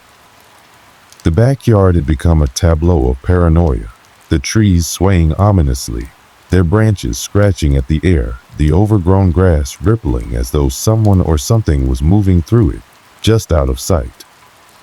One afternoon, while working from home, I was startled by a sound faint but distinct. It was a soft, rhythmic tapping, this time coming from the upstairs window in the guest room. My stomach churned as I set my laptop aside and made my way up the creaking stairs. The tapping continued, steady and deliberate. When I reached the room, I hesitated, my hand hovering over the doorknob. I didn't want to open it. Every instinct screamed at me to turn around, to leave the house entirely. but I forced myself to push the door open, stepping inside. The window was closed. There was nothing outside but the endless stretch of the backyard and the woods beyond. And yet, as I stood there, the tapping stopped. Desperation drove me to investigate further. I couldn't live like this anymore, not knowing what was happening, not understanding why my home had become a place of unease. I began keeping a journal, documenting every incident in painstaking detail. The lights turning on, the noises, the shifting objects, it was all there, a written testament to my growing fear. I also started setting traps. Small, inconspicuous things, a piece of thread stretched across a doorway, a sprinkling of flour on the floor near the windows. Each morning, I would check for disturbances, hoping for some clue, some evidence. One night, my efforts paid off. I had sprinkled flour on the kitchen floor before bed, careful to smooth it out evenly. When I checked it in the morning, my heart froze. There were footprints. They weren't mine. The prints were too large, too irregular, as though the person or thing making them had been dragging their feet. They led from the back door to the living room window and then stopped abruptly, as if whoever or whatever had simply vanished. I took pictures of the prints, my hands trembling as I snapped the photos. But what was I supposed to do with them? Show them to the police? Call a friend and explain that I thought my house was haunted? Sleep became a luxury I could no longer afford. Each night, I sat on the couch with a flashlight and a kitchen knife, listening intently to the sounds of the house. The noises were getting louder, more insistent. The tapping on the windows had turned into sharp, deliberate knocks. The floorboards creaked as though someone was walking around, just out of sight. One night, as I sat there in the dark, I heard a new sound, soft breathing, coming from somewhere nearby. My chest tightened as I gripped the knife, my knuckles white. I forced myself to turn on the flashlight and shine it into the corners of the room, under the furniture, anywhere someone could hide. But there was nothing there. And yet, the breathing continued. It was a few nights later when I finally saw it or them. I was sitting in the living room, the curtains drawn tightly shut, when I heard the sound again, a sharp knock on the window. My heart pounded as I stood up, every nerve in my body screaming at me to run. But I couldn't. I had to know. Slowly, I reached for the edge of the curtain, my fingers trembling as I pulled it back just enough to see outside. Standing in the yard, just beyond the reach of the porch light, was a figure. It was tall, its silhouette unnaturally thin. The details were obscured by the darkness, but there was something distinctly wrong about its posture, the way it stood motionless, staring at the house. I dropped the curtain and stumbled back, my breath coming in shallow gasps. The figure didn't move, but I could feel its eyes on me through the fabric. I didn't sleep that night. The next day, I called a friend, let's call him Mark. I didn't tell him everything, just enough to convince him to come over and stay the night. Mark arrived that evening with a baseball bat in hand, his usual humor replaced by a seriousness that made me feel slightly less alone. Together, we scoured the house, checking every room, every closet, every corner. We found nothing. But that night, as we sat in the living room, the tapping started again. Mark froze, his eyes widening as he turned toward the window. "Did you hear that?" he whispered. I nodded, gripping his arm. The tapping grew louder, more insistent, until it sounded like someone or something was pounding on the glass. Mark stood up, the bat in his hand, and moved toward the window. But as he pulled the curtain aside, his expression changed, his face going pale. "There's nothing there," he said, his voice shaking. But we both knew that wasn't true. The events of that night are etched into my memory with an intensity I'll never shake. It was as if the atmosphere itself had decided to conspire against us, trapping us in a vortex of sheer terror. Mark and I were seated in the living room. Despite the layers of bravado he had shown earlier, I could see cracks in his confidence. He kept gripping and re-gripping the baseball bat in his hands, his knuckles white. Outside, the wind howled, rattling the windows as if nature itself was complicit in what was about to unfold. Then it happened. It started with a noise, a low, guttural growl.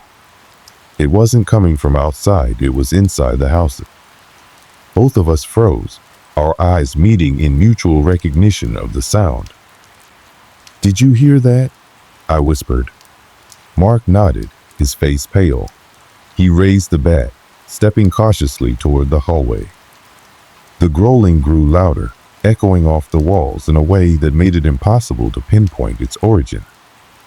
Suddenly, the lights flickered violently, plunging the house into intermittent darkness. With each burst of illumination, I caught glimpses of the room, distorted and disjointed, as though the space itself was shifting. And then the noise stopped. The silence was deafening, pressing down on us like a physical weight. For a brief moment, I hoped it was over. But as my heart rate began to settle, the knocking began again. Not at the window this time, at the front door. Mark motioned for me to stay back, his voice low and firm. "Don't move." He crept toward the door, the bat raised like a weapon. The knocking grew louder, more urgent, as though whoever or whatever was on the other side was desperate to get in. I stood frozen, my body paralyzed with fear.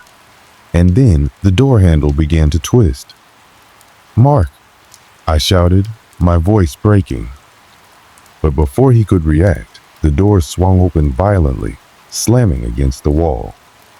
The sudden rush of cold air hit me like a slap, and for a moment, everything seemed to stand still. Standing in the doorway was the figure. It was tall, impossibly tall, its head nearly brushing the top of the frame. Its body was thin and angular, with limbs that seemed to stretch unnaturally long. But it was the face or the lack thereof that rooted me to the spot. Where its features should have been, there was only darkness, a void that seemed to pull everything into it. Mark stumbled back, the bat slipping from his hands. "What the hell is that?" he gasped, his voice barely audible. The figure stepped forward, its movements slow and deliberate, as if savoring the moment. Instinct took over, and I grabbed Mark's arm, pulling him toward the kitchen. "We have to get out of here," I shouted, my voice shaking. The figure moved with us, its steps eerily silent despite its size. As we rounded the corner into the kitchen, I slammed the door shut, fumbling with the lock. "Is it still there?" Mark asked, his voice trembling. I didn't answer. Instead, I grabbed a knife from the counter, my hand shaking so badly I could barely hold it. The sound of the doorknob turning sent a fresh wave of panic coursing through me. Mark backed away, his eyes darting around the room. "We're trapped," he muttered, his voice barely a whisper. The door creaked open, and the figure stepped into the room, its presence filling the space with an oppressive weight. As it moved closer, the temperature in the room dropped sharply, our breath forming visible puffs of air. The lights flickered again, casting the figure in fragmented shadows that only heightened its grotesque form. I raised the knife, my grip tightening despite the overwhelming fear. "Stay back," I shouted, my voice breaking. The figure didn't stop. It moved closer, its head tilting as if mocking my feeble attempt at defiance. Mark grabbed a chair, hurling it toward the figure with all his strength. The chair shattered on impact, splintering into pieces, but the figure remained unaffected. And then it spoke. Its voice was a low, guttural rasp, a sound that seemed to come from everywhere and nowhere at once. "You shouldn't have stayed." The words sent a chill down my spine, each syllable dripping with malice. In that moment, survival instinct took over. I grabbed Mark's arm, pulling him toward the back door. "We have to go. Now." The figure moved to block our path, its movements unnervingly fluid. Mark shoved me behind him, picking up a jagged piece of the shattered chair. "Go. I'll hold it off." "No," I screamed, but it was too late. Mark charged at the figure, swinging the makeshift weapon with all his might. The figure didn't flinch. It raised one elongated arm, swatting Mark aside as though he were nothing more than a fly. I didn't have time to think. I bolted out the back door, my feet pounding against the frozen ground as I ran toward the woods. The air was cold and biting, but I barely noticed. All I could think about was putting as much distance as possible between myself and that thing. Behind me, I heard Mark scream a sound that would haunt me for the rest of my life. As I reached the edge of the woods, I turned back, my breath coming in ragged gasps.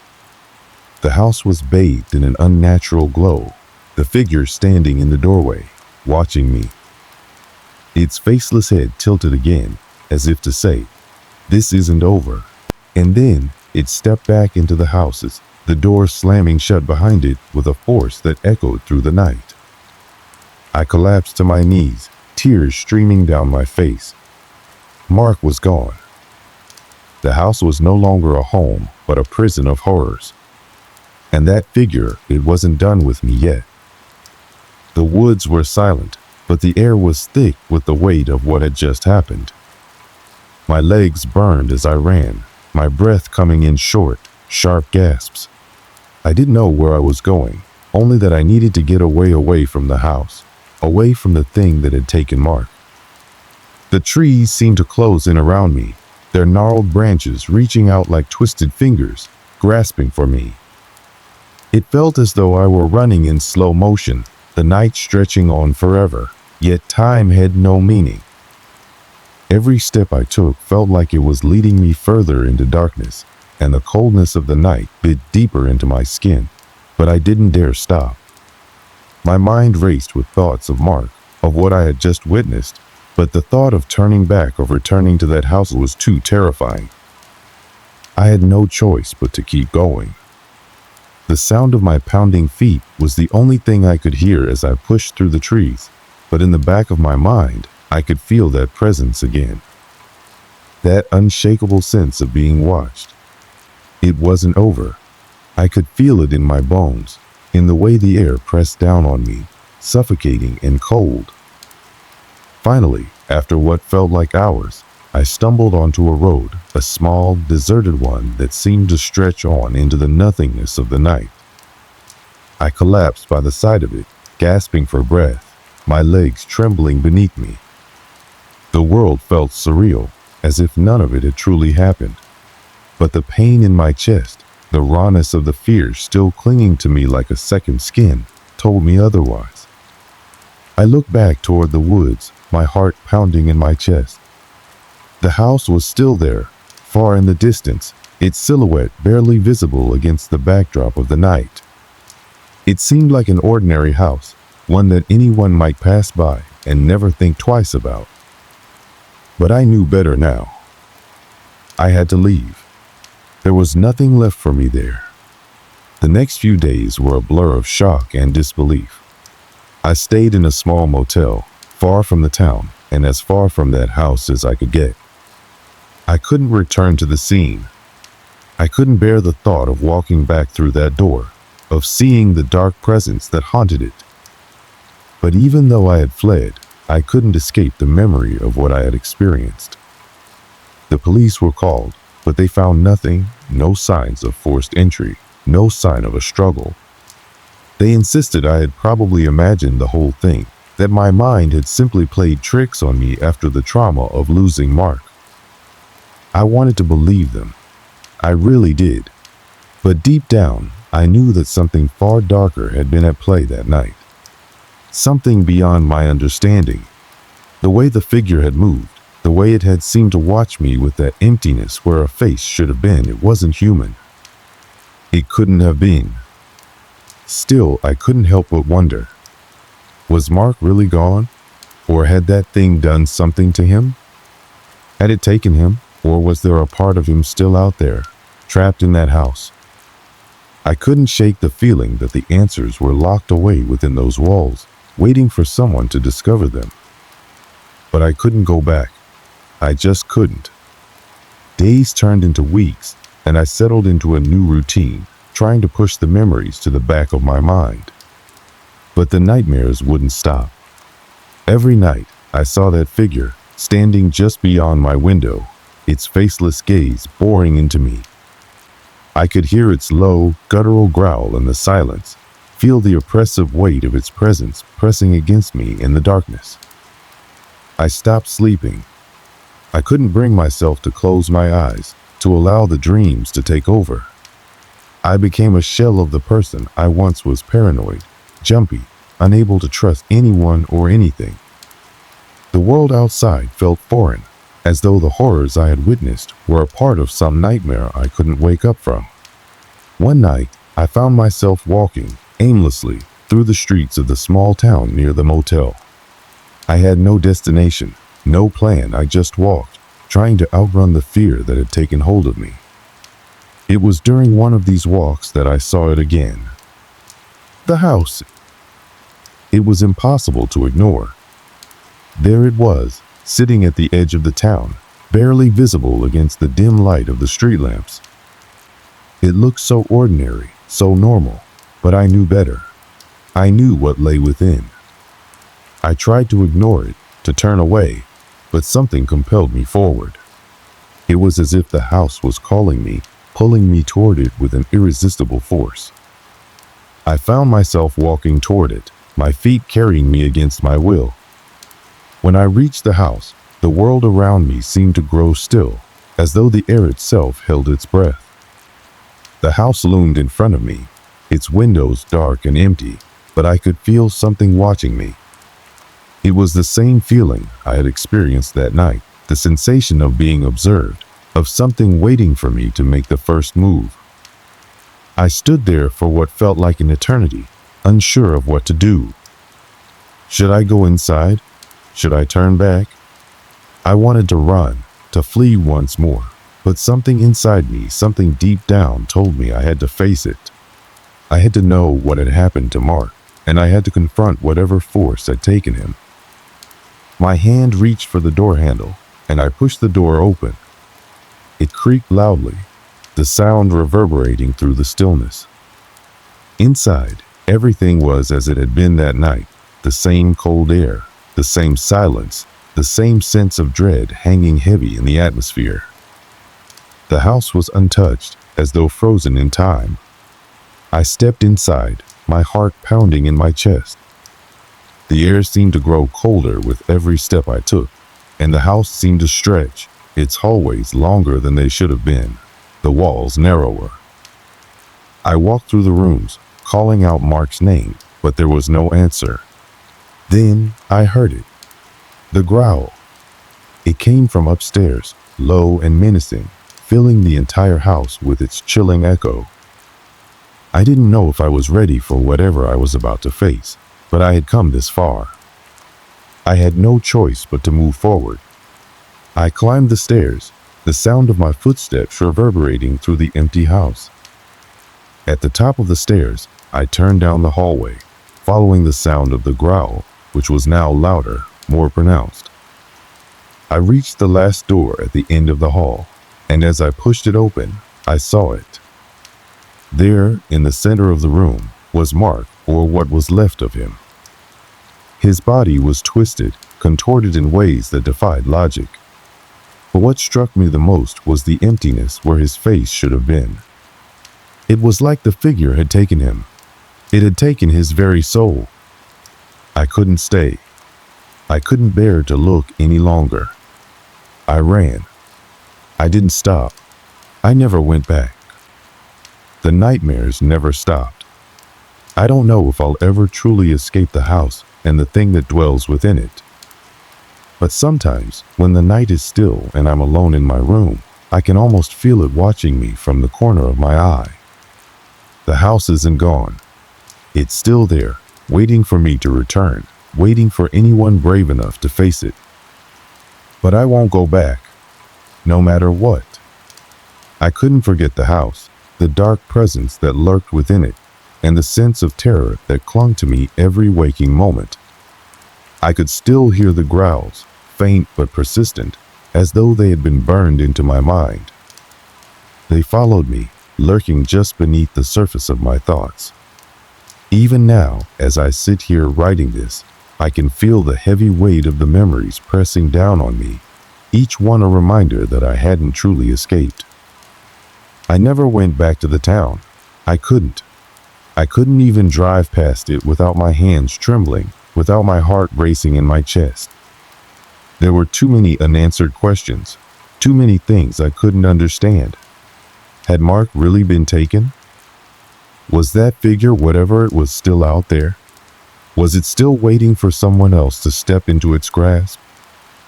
The fear was no longer about what had happened. It was about the possibility that it could happen again, to anyone. I can't explain what happened that night. I can't rationalize it or find an explanation for the horrors I saw, the things that I heard, or the way I felt as though the world itself had turned against me. I don't know if it was a nightmare, a delusion, or something far darker that I couldn't begin to comprehend. But I know one thing for certain. There was something in that house. Something that wasn't human. Something that was waiting for the next person to make the mistake of walking through that door. For a long time, I didn't tell anyone about what happened. I couldn't. How could I explain it to someone who hadn't been there? Who hadn't felt that suffocating weight of being watched? Who hadn't heard that growl, so deep and primal, echoing through their very bones? People would think I was insane. They would never understand.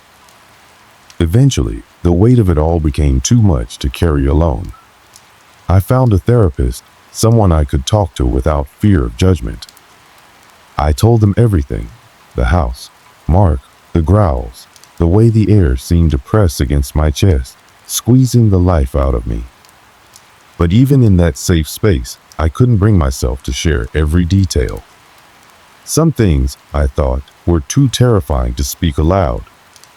The fear that still gripped me was too intense, too raw to put into words.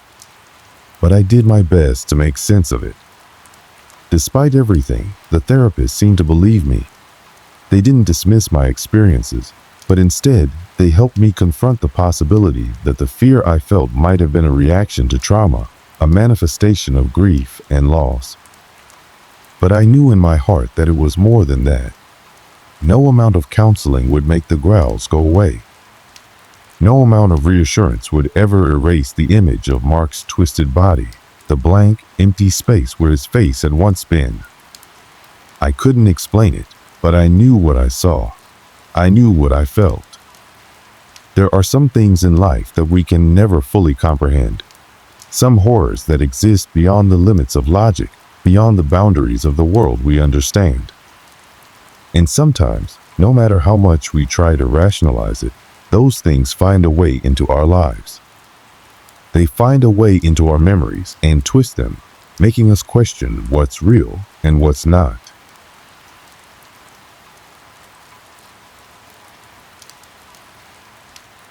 I've always been someone who enjoys a good vacation, the kind of getaway that lets you disconnect from the chaos of everyday life, recharge your batteries, and return feeling like a brand new person. So, when I stumbled upon a secluded vacation home nestled deep in the mountains, I thought it was the perfect escape.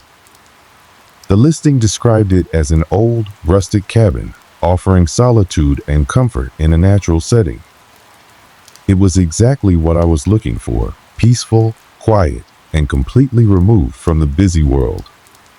I packed my bags and headed off alone, eager for the kind of escape only a remote vacation home could provide. The area around the cabin was so isolated that the nearest town was over an hour's drive away. No neighbors, no distractions, just me, nature, and the promise of peace and quiet. When I arrived, everything looked exactly like it had in the listing. The cabin stood against a backdrop of towering trees and a deep, winding creek that ran through the property. It looked like something straight out of a postcard, old but well kept, surrounded by miles of untouched wilderness. The air smelled crisp, the kind of clean, earthy scent that only a place so far from civilization could offer. The cabin itself was surprisingly charming, with a rustic design that balanced coziness and age. The wooden beams on the ceiling creaked ever so slightly as I moved about, and the fire pit outside was stocked with logs ready to be lit. Inside, there was an old stone fireplace, a worn leather sofa, and a small kitchen that looked as though it hadn't been updated in years. But that added to the charm. It was exactly what I needed. There was a sense of comfort in its simplicity, a place where I could just unplug from everything. I unpacked my things and made myself at home. The first few hours were filled with nothing but silence, aside from the occasional chirp of a bird or a rustle of leaves outside. The kind of silence that was soothing, not eerie. It felt right, like a break from the constant buzz of the modern world. I made myself a cup of tea, sat by the window, and took in the view. The sun was beginning to set, casting an orange glow over the trees. The peacefulness of it all felt almost dreamlike. Little did I know that this perfect, quiet retreat would soon become anything but peaceful. The first night went by without incident. I slept soundly, wrapped in the comfort of the cabin's warmth, and woke up to the soft light filtering through the curtains. It was the kind of morning that made me feel grateful for the chance to get away from it all. I spent the day exploring the property, walking along the creek and taking in the surrounding wilderness.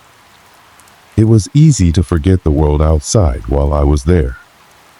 The owner of the cabin had left a note on the kitchen counter for me, welcoming me and offering some tips about the property.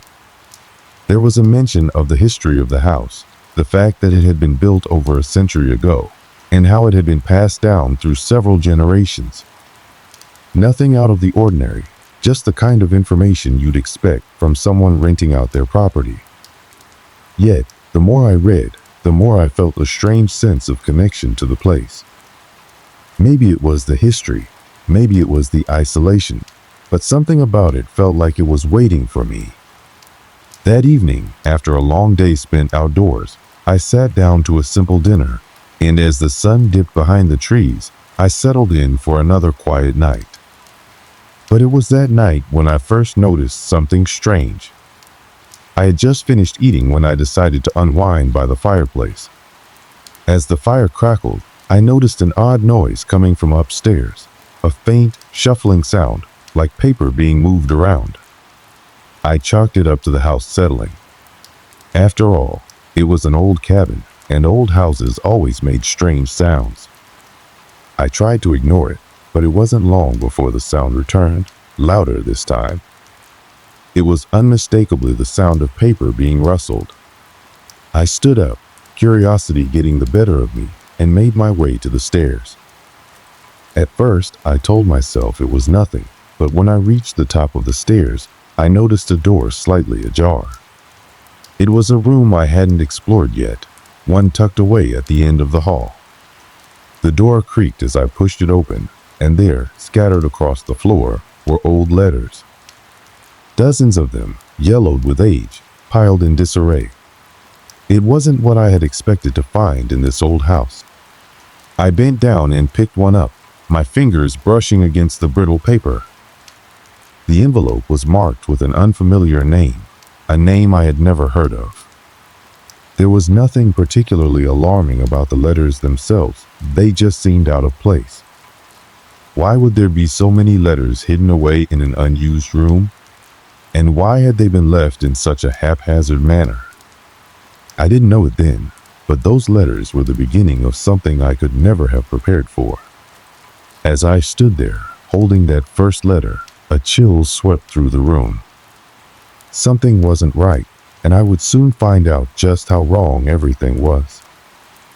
But that would come later. For now, all I could do was stand there, looking at the forgotten letters that had suddenly appeared in my peaceful retreat. The next morning, I tried to push the strange discovery of the letters out of my mind.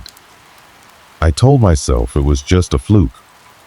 After all, I was in an old cabin, and old cabins often come with strange quirks and oddities.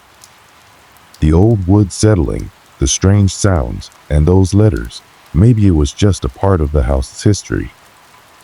So I packed up my things for a hike, hoping to clear my head and take in more of the surrounding nature. I needed to shake off the unease that had settled in my gut the night before. The day was crisp, the sun high in the sky, casting long shadows across the forest floor. I walked through the woods for hours, breathing in the fresh air and taking in the beauty around me. It was everything I had hoped for, quiet, peaceful, untouched by the noise of civilization.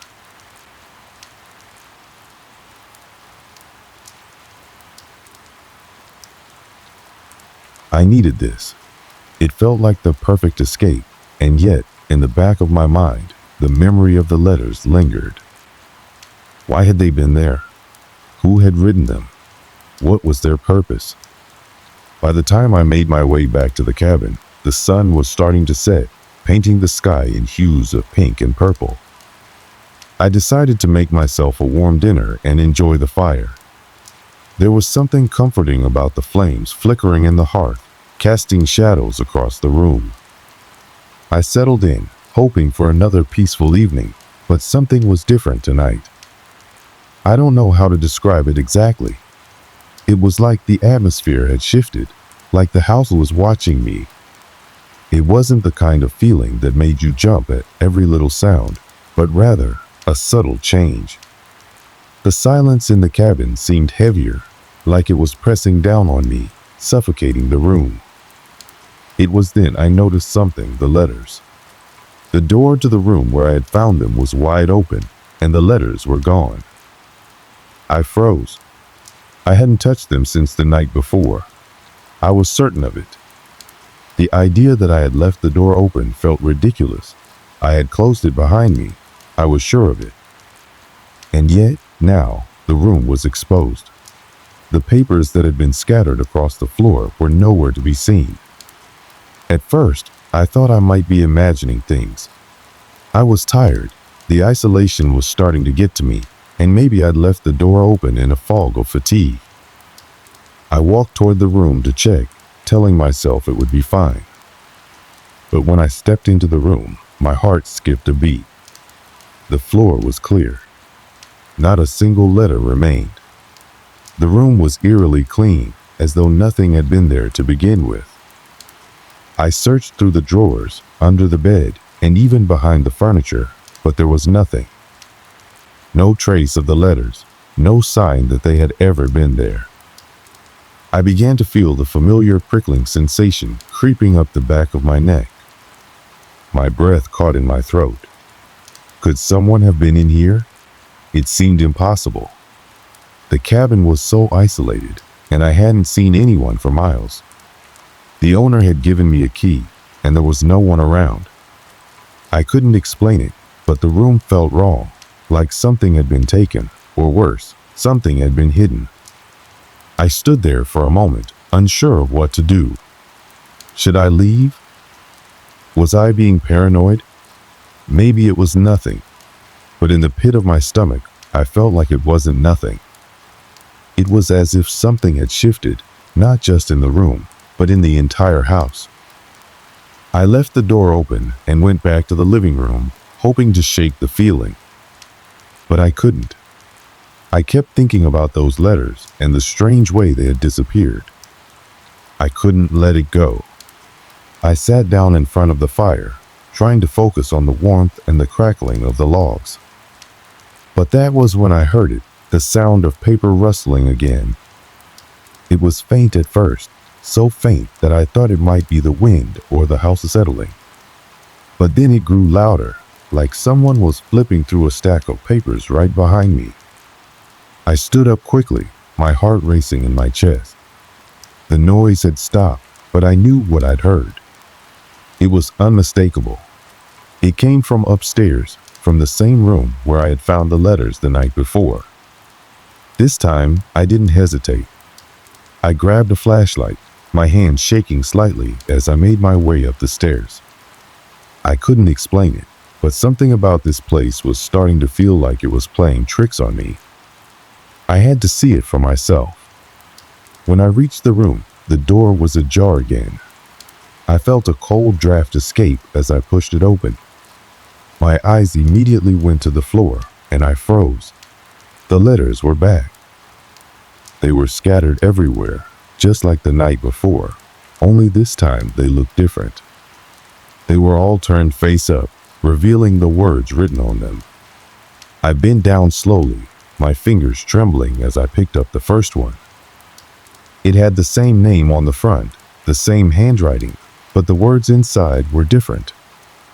It wasn't a letter. It was a journal entry, a detailed recount of someone's time in the cabin. The entry described the writer's experiences, their isolation, and the odd sense that they were being watched. It was unnerving, but what struck me more than anything was the last line. It simply read, "They are waiting for you." I dropped the letter, the flashlight slipping from my grip and clattering to the floor. I couldn't believe what I was reading. What did it mean? Who had written this, and why had it been hidden away in the cabin? As I looked around, my mind raced, trying to make sense of what was happening. It was impossible to ignore the mounting sense of dread. Was this some sort of sick joke? Had the previous renters left these behind as a prank? But why would they go through the trouble of creating this entire story? The more I thought about it, the more unsettling it became. There was no rational explanation for what I had found. I left the room quickly, my heart pounding in my chest. As I descended the stairs, I couldn't shake the feeling that I wasn't alone. The silence in the cabin was now oppressive, the kind of silence that felt like it was pressing in from all sides. I turned to look over my shoulder, half expecting to see someone standing there, but there was nothing. Just empty air. I had to leave. The thought hit me like a lightning bolt. I couldn't stay here another night. But when I went to grab my keys, I found that they were missing. I had left them on the kitchen counter earlier, but now they were gone. Panic started to set in. I searched the cabin frantically, every room, every drawer, every crevice. But the keys were nowhere to be found. I wasn't just being paranoid anymore. Something was wrong, deeply wrong. And whatever it was more than just a few misplaced letters.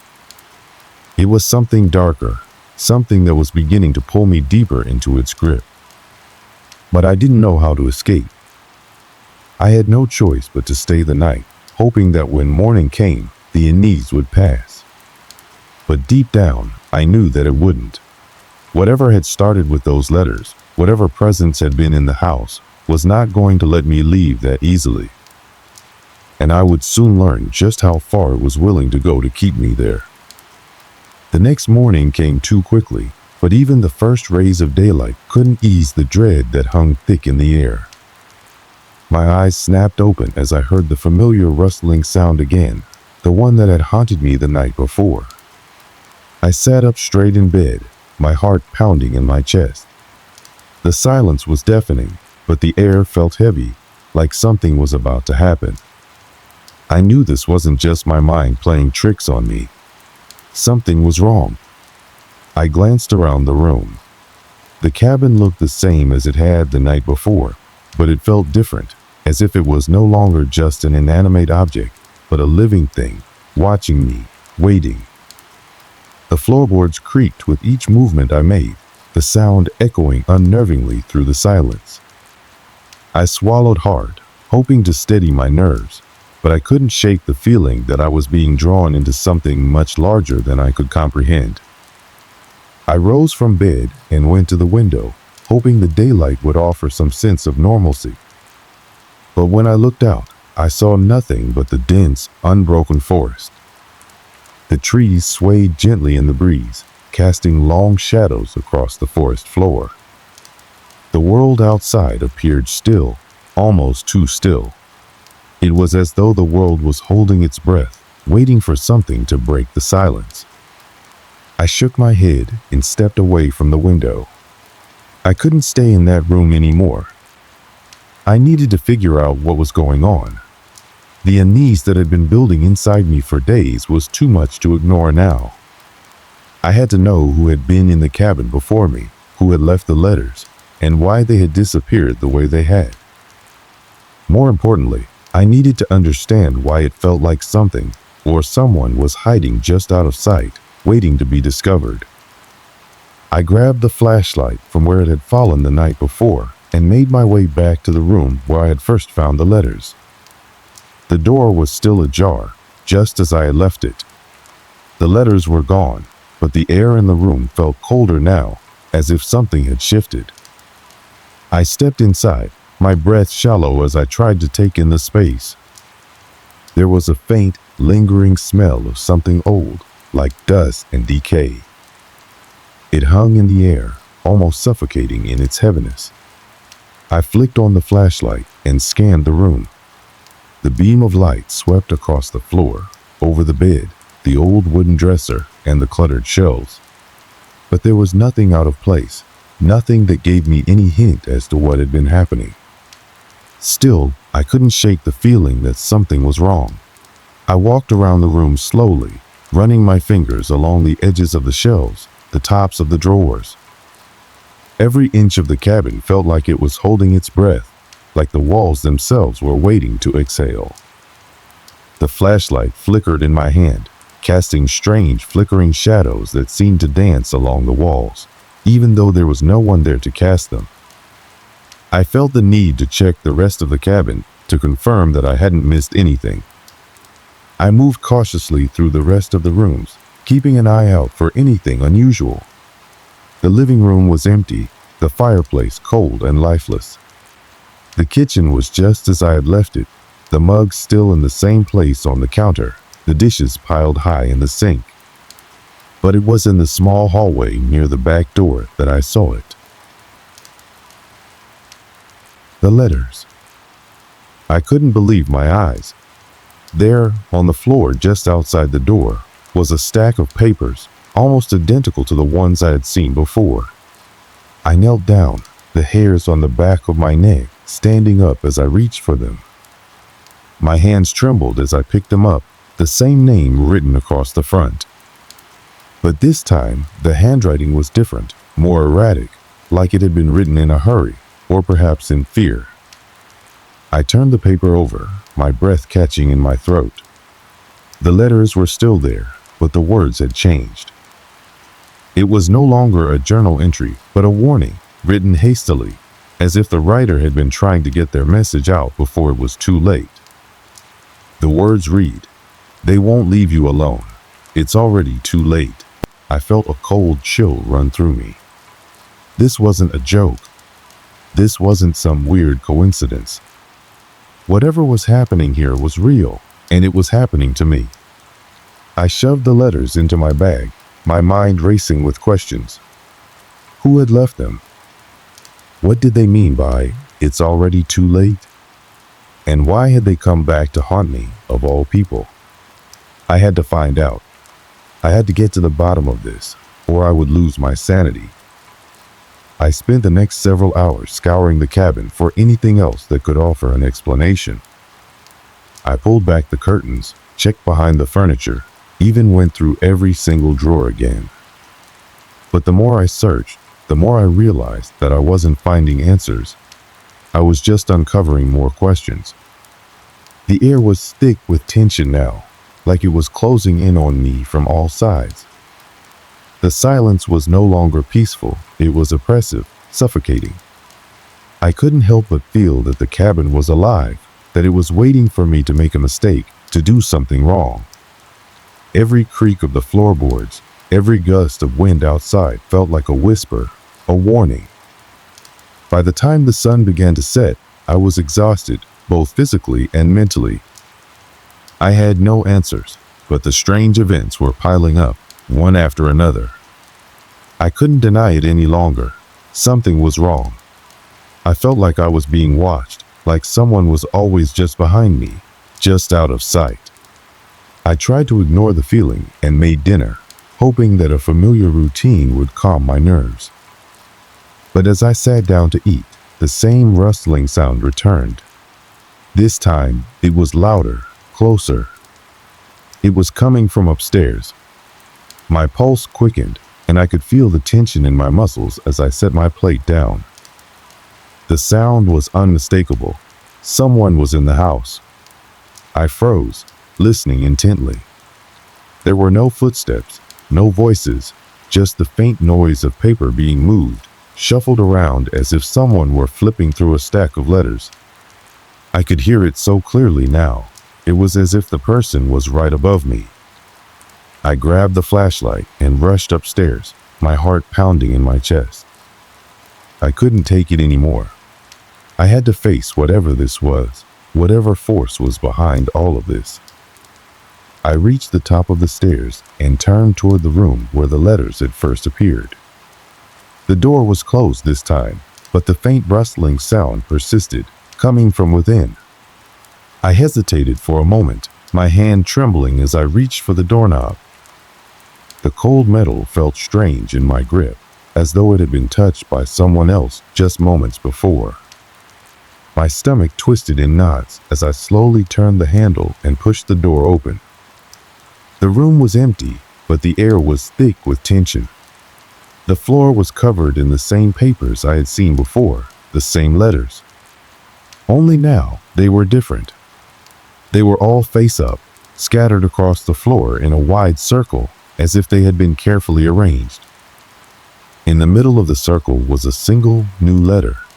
It was the only one not scattered with the others, lying on the floor as if it had been placed there deliberately. I knelt down, my breath shaky as I reached for it. This letter, unlike the others, was not handwritten. It was typed, printed with an old-fashioned typewriter. The words on the page were simple. "You are the last." I didn't know what it meant, but I didn't need to. It was clear enough. I was part of something much darker than I could comprehend. And I wasn't getting out of here without facing whatever it was. I backed away slowly, my eyes scanning the room. The letters, the sounds, the feeling of being watched, they were all connected. But how and why? I couldn't answer that yet, but I knew one thing. I was in danger, and I had no idea how to escape. The next morning, the cabin felt different. It was as though the walls had shifted overnight, pressing in on me from all sides. The air was thick with a sense of impending doom, and no matter how hard I tried to shake it off, I couldn't. It was more than just fear now. It was something primal, a deep, gut-wrenching instinct telling me that something terrible was about to happen, something I couldn't escape.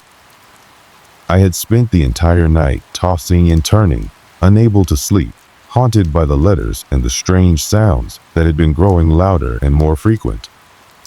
I couldn't shake the feeling that I was being watched, that I was being drawn into something I didn't fully understand. It was as if the cabin itself had a mind, a dark consciousness that was slowly, relentlessly closing in on me. I had to know what was going on. The unease that had taken root in my gut was now a full-blown sense of terror. I knew I wasn't alone in this house. I had never been alone. There was something, or someone, here with me, and I could feel it getting closer, its presence growing stronger with every passing minute. I tried to shake off my fear and went downstairs, desperate to distract myself. I had to face whatever was happening, to make sense of it before it consumed me. The kitchen was quiet, as it always was in the mornings. I went to the sink to wash my face, the cold water doing little to calm my racing heart. But as I glanced at the counter, something caught my eye. There, in the same spot where I had left it the night before, was the stack of letters. But this time, there was a difference. The letters had been rearranged. They were no longer scattered carelessly across the table. Instead, they were stacked neatly, forming a perfect pile, as though someone had taken the time to organize them. My breath caught in my throat. I hadn't touched them. Who had? I stood frozen for a moment, staring at the pile, unsure of what to do. Then, slowly, I reached for the top letter, my fingers trembling. It was the same as the others, hastily scribbled words that made little sense. But as I pulled it from the pile, something shifted. A chill ran down my spine. I could feel the temperature in the room drop, the air turning cold and still. I turned the letter over, and for the first time, I noticed something odd. It wasn't the same type of paper as the others. It was thicker, almost like cardstock, and it had a strange, almost waxy texture. The writing on it was different too, cleaner, more deliberate. As I read the words, my heart skipped a beat. The message was clear, written in bold, black ink. It's time to meet them. I could barely comprehend what I was reading. My head spun as I tried to process the meaning. Who were they? And why had this letter been left for me? What had I done to deserve this? I didn't have time to think any further. The air in the room grew thick, suffocating. The hairs on the back of my neck stood on end as a low, almost imperceptible hum began to fill the space. It was faint at first, barely noticeable, but it grew louder and louder until it vibrated through my bones. I could feel the sound in my chest, in my teeth, in my very soul. Then the lights flickered.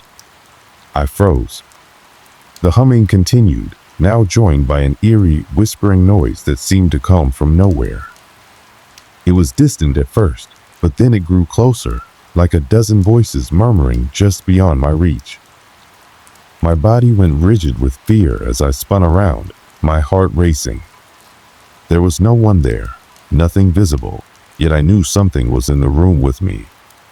I backed away from the counter, my mind spinning, my chest tight with panic. I didn't know what was happening, but I couldn't stay here. I needed to get out. I turned and sprinted toward the door, but before I could reach it, I heard a sound that stopped me dead in my tracks. The floor creaked, a heavy, deliberate sound coming from upstairs. It wasn't the usual creak of the house settling. It was something different. It was the unmistakable sound of footsteps. Someone or something was coming down the stairs. I stood frozen in place, my breath shallow, my heart thudding in my chest. I could feel the presence drawing closer, just out of sight. The footsteps grew louder, more distinct, until I could almost hear the echo of each step, each one reverberating through the walls. Then, without warning, the door to the living room slammed shut with a force that shook the house. I whipped around, my pulse racing, but no one was there. The room was empty, yet the air felt heavier, charged with an unseen energy. I could feel it all around me, pressing in from all sides, suffocating me. I couldn't breathe. I couldn't move. And then I saw it. A shadow, long and thin, moved across the floor. It wasn't a trick of the light. It wasn't something my mind was making up. It was real, and it was coming closer. I stumbled backward, my breath coming in ragged gasps as I tried to make sense of what I was seeing. The shadow grew larger, taller, stretching out across the floor, like a figure emerging from the darkness itself. I turned to flee, to run from whatever this was, but my legs wouldn't move. I was frozen, paralyzed by fear. The shadow moved closer, its form becoming more defined. It wasn't just a silhouette now, it was a shape, a presence, something tangible, something real. Then the humming stopped. The room fell silent. I could hear my own heartbeat pounding in my ears as the shadow stopped moving just in front of me. It was towering over me now, looming like an enormous, unspoken threat. I could feel its eyes on me, though I couldn't see them, but I knew they were there, watching, waiting. A voice, low and guttural, echoed through the room, reverberating in my chest. "You shouldn't have come." The words were simple, but they hit me with a force that nearly knocked the wind out of me. The shadow shifted, and suddenly I wasn't alone. Figures, dark and indistinct, began to materialize around me. They weren't human. They weren't even alive. They were something else entirely, something older, darker. I wanted to scream. I wanted to run, but I couldn't. I couldn't move. I couldn't breathe. The fear that gripped me now was unlike anything I had ever felt before. This wasn't just fear. This was terror. This was something ancient, something primal that made every fiber of my being scream for escape. But there was no escape. The shadow figure leaned closer, its voice growing softer, almost soothing. "You are the last. You are the final one. There is no turning back now." And then, just as quickly as it had appeared, the figure was gone. The room fell silent once more, the oppressive weight lifting slightly, but the fear remained. The letters, the shadows, the whispers, they had all led me here, to this moment. I was trapped. There was no escape from the house, from the force that had claimed it, from the presence that had been watching me. The darkness had already claimed me, and now there was no going back. And just like that, I realized the truth. I wasn't alone anymore. I had never been alone. And now I was part of the house, part of the darkness that lived within it. Forever. The silence after the shadow's disappearance was deafening. I stood there, my chest heaving, heart pounding in my ears. The oppressive weight that had consumed the room still lingered, but now it felt different, as though the house had grown quieter, more expectant. I had no idea what had just happened, or if it was even real, but I couldn't deny the lingering dread that gnawed at me from the inside out. My mind was scrambling for any kind of rational explanation, but deep down, I knew there was no explanation for what had occurred. There was no denying the unnatural presence that had surrounded me. I wanted to run. I wanted to tear down the door and flee into the night, away from this cursed place, away from whatever dark force had claimed it. But I couldn't. I couldn't move. My legs felt like they were made of stone, frozen in place, as if the house itself were keeping me there. The words of the shadow still echoed in my mind, each one reverberating with a weight I couldn't escape. "You are the last. You are the final one. There is no turning back now." I felt my pulse slow, my thoughts growing sluggish and clouded. For a moment, I wondered if I had truly gone mad. Had it all been a dream, a nightmare that I couldn't wake from? But I knew better. No dream felt like this. No dream left you feeling like you were being swallowed whole by the very air you breathed. No nightmare could make you feel as though you were being drawn into something ancient, something beyond your understanding. It was then that I heard the footsteps again. Slow, deliberate steps that echoed through the stillness, reverberating in the floorboards beneath my feet. They were close now, closer than they had ever been before. My blood ran cold, my legs still refusing to obey my frantic commands to flee. The footsteps grew louder, more distinct. Someone was coming, and I knew without a shadow of a doubt that it wasn't a person. I tried to move. I tried to force my body to react, but it was as if I was paralyzed. Every fiber of my being screamed for me to run, to escape, but my feet felt rooted to the ground. The fear that had been building inside me now reached its peak. It was no longer just a fear of the unknown. It was a fear of what was inside the house, a fear of the dark force that had been waiting for me. Then I heard a voice, faint at first, but growing louder, clearer. "You can't leave.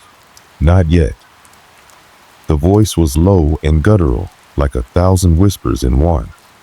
It came from all around me, inside my head and in the room itself. I couldn't tell where it was coming from, but I knew it wasn't human. It wasn't even alive. It was something far older, far more powerful than anything I had ever encountered. I couldn't take it anymore. I had to get out. My mind was made up. There was no way I could stay here another second. My legs finally responded, and I bolted for the door. I didn't care how impossible it seemed. I wasn't going to die in this place. I wasn't going to let whatever this was claim me. But as I reached for the door, my hand was met with an invisible force. The door wouldn't budge. I yanked at the handle with all my strength, but it was like the door was sealed shut by some invisible barrier. Panic gripped me, and I spun around, searching for another way out, but the house had become a maze. The walls seemed to close in on me, the hallways stretching farther than they had before. I was trapped. There was no way out. I stumbled backward, my breath coming in shallow gasps, my heart racing in my chest. I could feel the presence around me, pressing in from all sides, its weight unbearable. I could almost hear it breathing, waiting for me to succumb to my fear, waiting for me to break. I ran through the rooms, searching for anything, any possible escape. But the house seemed to shift with every step I took, its halls twisting and warping, leading me back to the same spot I had just left. The door, the windows, the walls, they were all sealed tight, as though the house had become alive, refusing to let me leave. I was running out of time. The footsteps had returned, louder now, growing faster, closer. I couldn't breathe, couldn't think. I had to escape. Suddenly, I remembered the attic. The attic door. It was small, barely noticeable, hidden behind a rickety old wardrobe in the corner of the living room. I had passed it countless times, dismissing it as nothing more than a forgotten part of the house. But now, it was my only hope. I bolted toward it, my hands trembling as I reached for the old brass doorknob. To my relief, it turned. The door creaked open, revealing a dark, musty stairway leading upward. The air was thick with dust, the smell of mildew overpowering. I hesitated for only a moment before I made my decision. I had to go up. It was my only chance. I hurried up the stairs, each step creaking loudly under my weight. The footsteps below grew louder, faster, as though something was following me. I didn't dare look back. My breath was coming in ragged gasps, my heart hammering in my chest. I reached the top of the stairs and found myself in a small, cramped attic, the ceiling low and slanted. The room was filled with old furniture, boxes, and strange relics, the remnants of a long-forgotten past.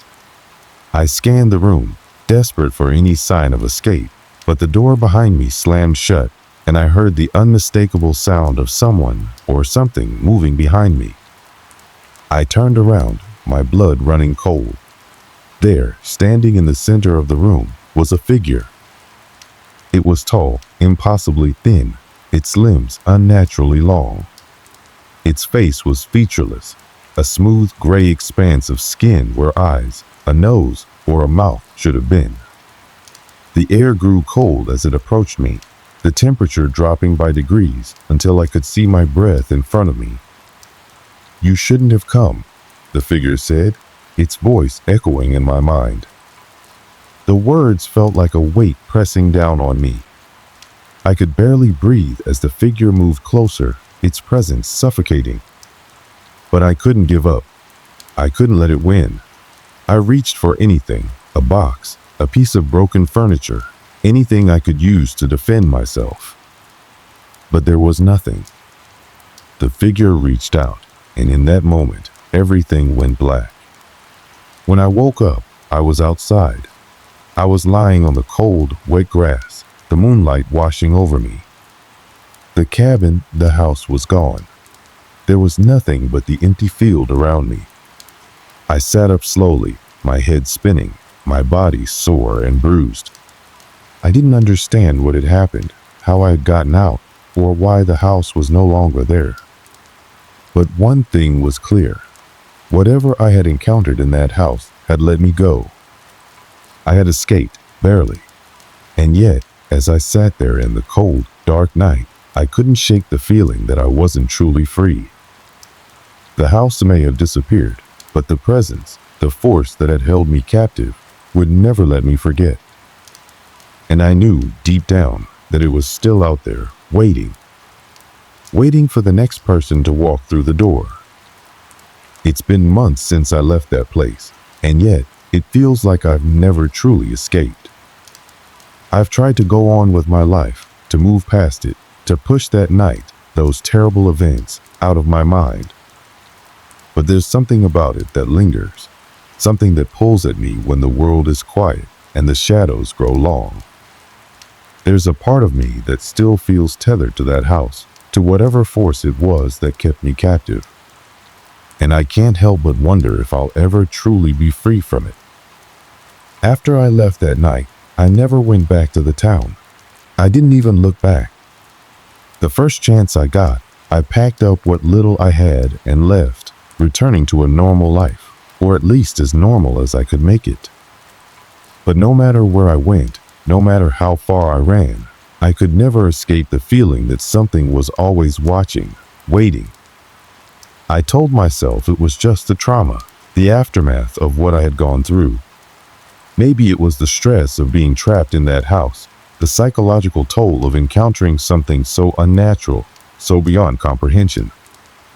Maybe it was all in my head. That's what I tried to believe anyway. That's what I told myself as I went about my daily life, as I tried to pick up the pieces and go on. But there were signs.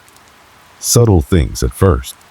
Flickers of shadows in the corner of my vision, things that moved just out of reach. There was the sudden chill that would overtake me, freezing me in my tracks as though the air itself had turned hostile. The whispers soft, indistinct at first, but growing clearer with each passing day. And then there were the dreams. I had hoped that with time, those dreams would fade. I had hoped that if I just ignored them long enough, they would go away. But they didn't. They came, night after night, always the same. I would find myself standing in front of that house again, the door ajar, the air thick with a tension I couldn't explain. I could hear the footsteps behind me, slow and deliberate, drawing nearer with each step. And then, just when I thought I could escape, just when I thought I could make it out, I would wake up, heart racing, drenched in sweat, as though I had never left at all. It wasn't just the dreams, though. It was the things that started happening around me. Things that couldn't be explained away. A friend I hadn't spoken to in years randomly contacted me one night, telling me they had been having nightmares about an old house. A family member, someone who had no idea what I'd been through, spoke to me about feeling a strange presence in the air, as though something was always watching. It was as if the events of that night had somehow spread, infecting the lives of those around me. As though whatever had haunted that house had followed me, trailing me like a shadow, waiting for the right moment to strike. I became paranoid, convinced that the force I had encountered in that house was still out there, that it was lingering just beyond the veil of reality, waiting for me to slip up. I started researching, digging into the history of the house, trying to uncover its secrets. The more I searched, the more I uncovered names, dates, stories of previous tenants who had vanished without a trace, their lives swallowed up by that place. But no answers, no closure. It was as though the house itself had erased every trace of its past, every clue that could explain what had happened. Eventually, I stopped searching. I stopped looking for answers. It felt like I was opening a door I couldn't close, like the more I learned, the deeper I got pulled into something I couldn't escape. It wasn't just about the house anymore. It was about something bigger, something darker, something that had been waiting for me to find it, to awaken it. The hardest part, though, was the silence. It's strange, isn't it? How silence can be so loud, so overwhelming. It was the silence after I left the house that haunted me the most. The silence in the days and nights that followed, when there was no escape from my own mind. I could hear that voice again, the voice that had whispered to me in the dark, echoing in the back of my thoughts. You are the last. It wasn't just a warning, it was a promise. And that's when I realized something. I wasn't the first to have stayed in that house. There had been others before me, people who had come looking for answers, for peace, for a simple vacation. But they never came back. The house had claimed them, just like it had claimed so many before them. I wasn't the first to be drawn into its web, and I wouldn't be the last. The feeling of being watched, of being followed, never really went away. It's still with me, even now. Sometimes, late at night, when the world is still and the shadows stretch long across the walls, I'll feel it again, that presence, that feeling that I'm not alone. And it's not just in the dark corners of my home either. It's out there. It's in the air, in the quiet moments between breaths, in the stillness before a storm. It's waiting, and it's patient. I know I can never truly escape it, not completely. No matter how far I run, no matter how many miles I put between myself and that house, it's still out there, following me, waiting for the right moment to strike again. So here I am, telling you this story. I don't know why. Maybe it's because I can't shake the feeling that it's not over. Maybe I'm hoping that by sharing this, by putting it into words, I can finally break free. But deep down, I know better. There's no escaping this. There's no way to undo what's been done. All I can do now is live with it, live with the knowledge that whatever force haunts that house is still out there, still watching, still waiting. And I can only hope that it doesn't come for me again. I wasn't looking for anything unusual when it all began.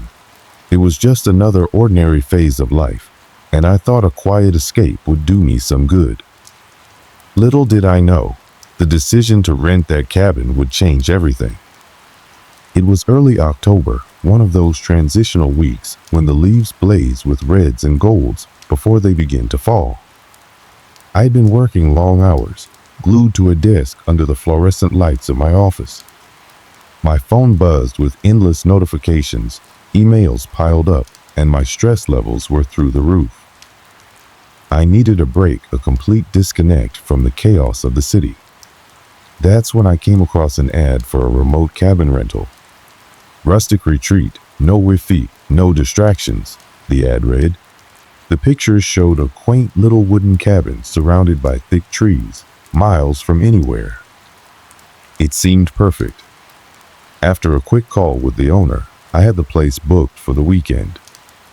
The cabin was situated in a small, out-of-the-way town called Briarwood, about 3 hours' drive from where I lived. The owner, a man named Thomas, assured me it was peaceful and isolated, with plenty of trails nearby for hiking. The drive out was uneventful, but beautiful. The roads became narrower as I left the highway, winding through forested hills. Occasionally, I'd pass small farms or glimpses of quiet creeks shimmering in the sun. My GPS lost signal about half an hour before I reached the cabin, and I had to rely on the written directions Thomas provided. At first, it was charming. There was something refreshing about being so far removed from the noise of civilization. When I finally pulled up, the cabin looked just like the pictures. It was modest, a single-story structure with a small porch and a stone chimney that hinted at a fireplace inside. The surrounding forest was dense, the trees towering like silent sentinels. The air smelled of pine and damp earth, and I felt the first wave of relief wash over me.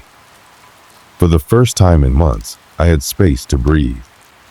Stepping inside, the cabin was cozy but basic. There was a small kitchen, a living area with a couch and a fireplace, and a single bedroom with a creaky wooden bed frame. A stack of firewood sat by the hearth, and a few dusty books lined the shelves. A handwritten note on the table caught my attention. It was from Thomas, welcoming me and reminding me that there was no cell reception.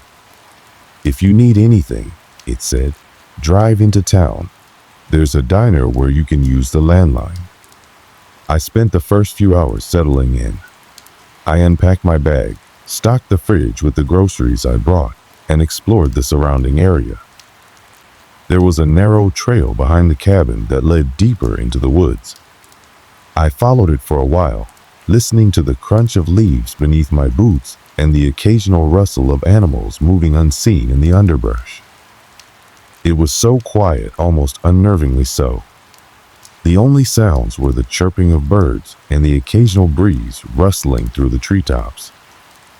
I told myself this was exactly what I needed: peace, solitude, and a chance to recharge.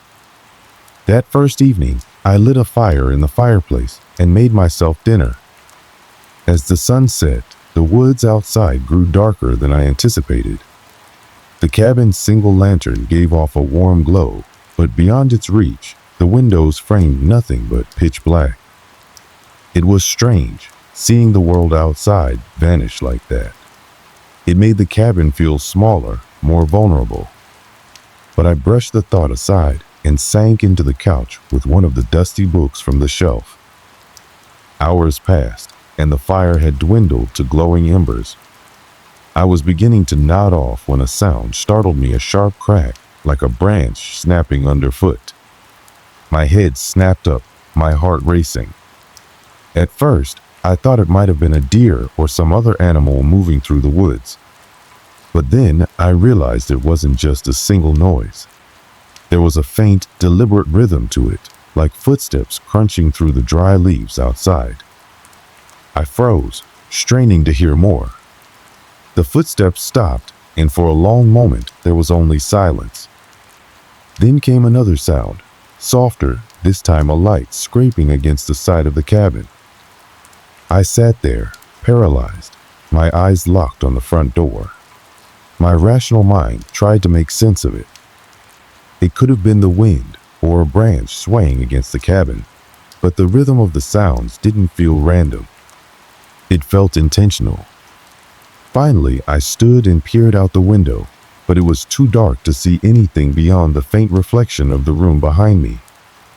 Telling myself I was being ridiculous, I bolted the door and added another log to the fire, convincing myself it was just the unfamiliar sounds of the forest. But the unease lingered.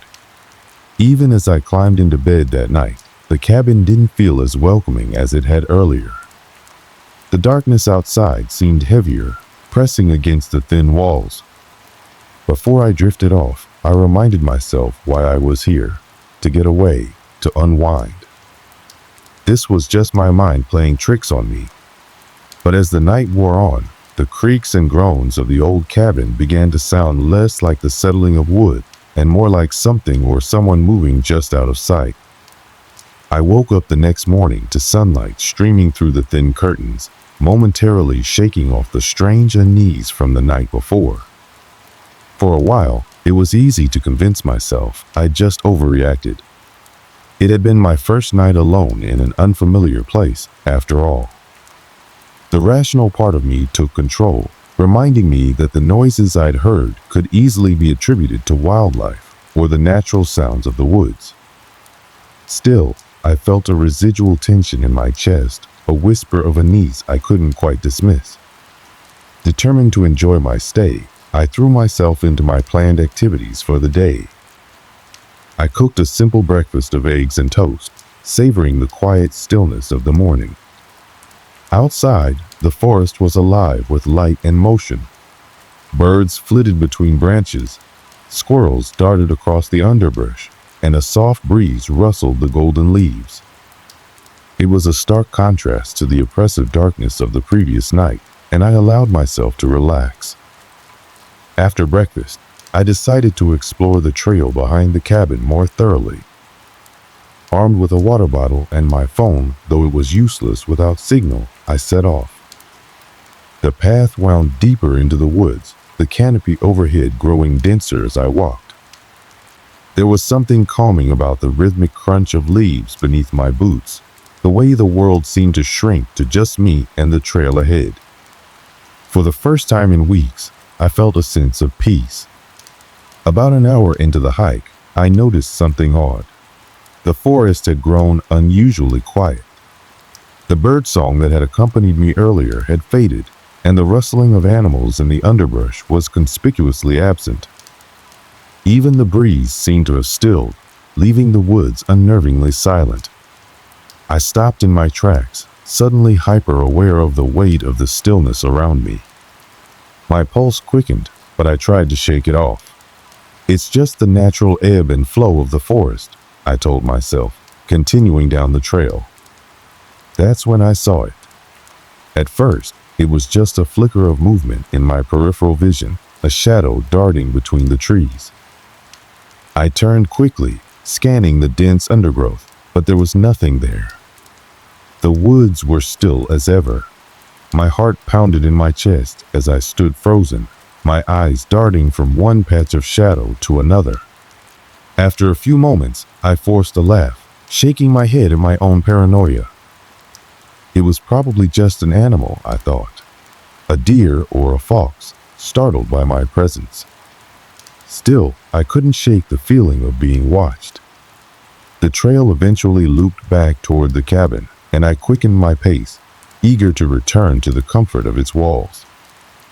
By the time I reached the clearing, the unease from earlier had mostly faded, replaced by a wave of relief. The cabin looked just as I'd left it, small, unassuming, and perfectly normal. I pushed the strange encounter to the back of my mind, chalking it up to my own overactive imagination. I spent the rest of the day keeping busy. I gathered firewood from a small shed behind the cabin, cleaned up the kitchen, and even started reading another book from the dusty shelf. By the time evening rolled around, I was feeling more like myself. The shadows began to lengthen, and the air took on a crisp chill as I lit the fireplace and settled in for the night. It wasn't until after dinner that the unease returned. I was washing dishes in the small kitchen sink when I heard it, a faint tapping sound coming from the window.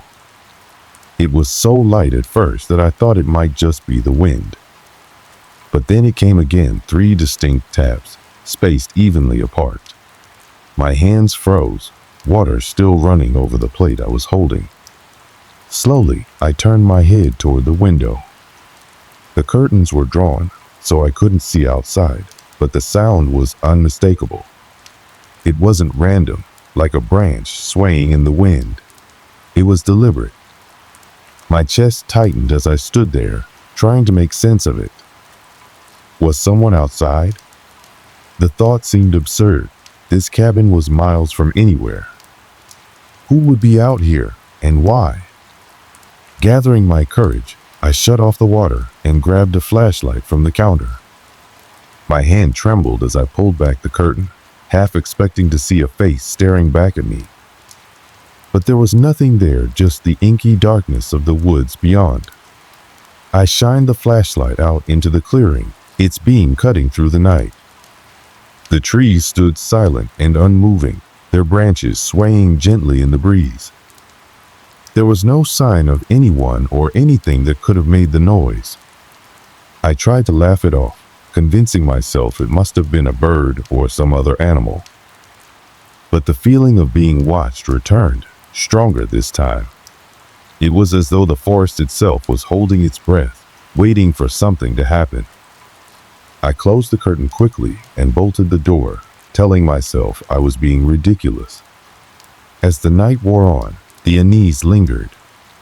I tried distracting myself with another book, but my mind kept replaying the tapping sound over and over. When I finally climbed into bed, I left the flashlight on the nightstand, its weight a small comfort in the dark. Despite my exhaustion, sleep didn't come easily.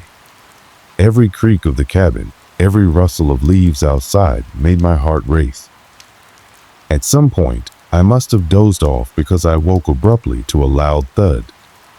My eyes flew open, and I sat up, heart pounding. The room was pitch black except for the faint glow of the dying embers in the fireplace. For a moment, I thought I'd imagined it, but then it came again, a heavy, deliberate knock at the front door.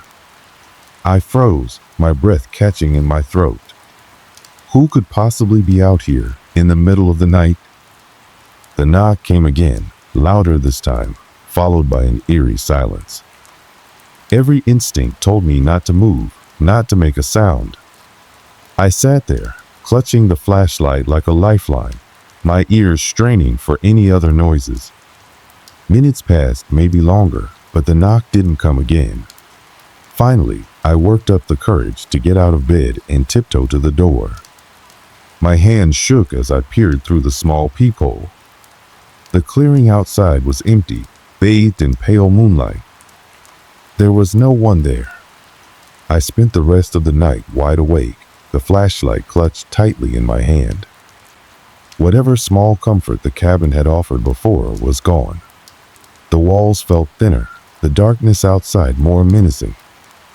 I couldn't shake the feeling that something or someone was watching, waiting just out of sight. The morning light brought no comfort. It only illuminated how frayed my nerves had become. I hadn't slept at all after the knocking incident, and the sense of unease that had taken root in me the night before had only grown stronger. Despite the golden rays filtering through the curtains, the cabin felt colder, emptier, and somehow less welcoming.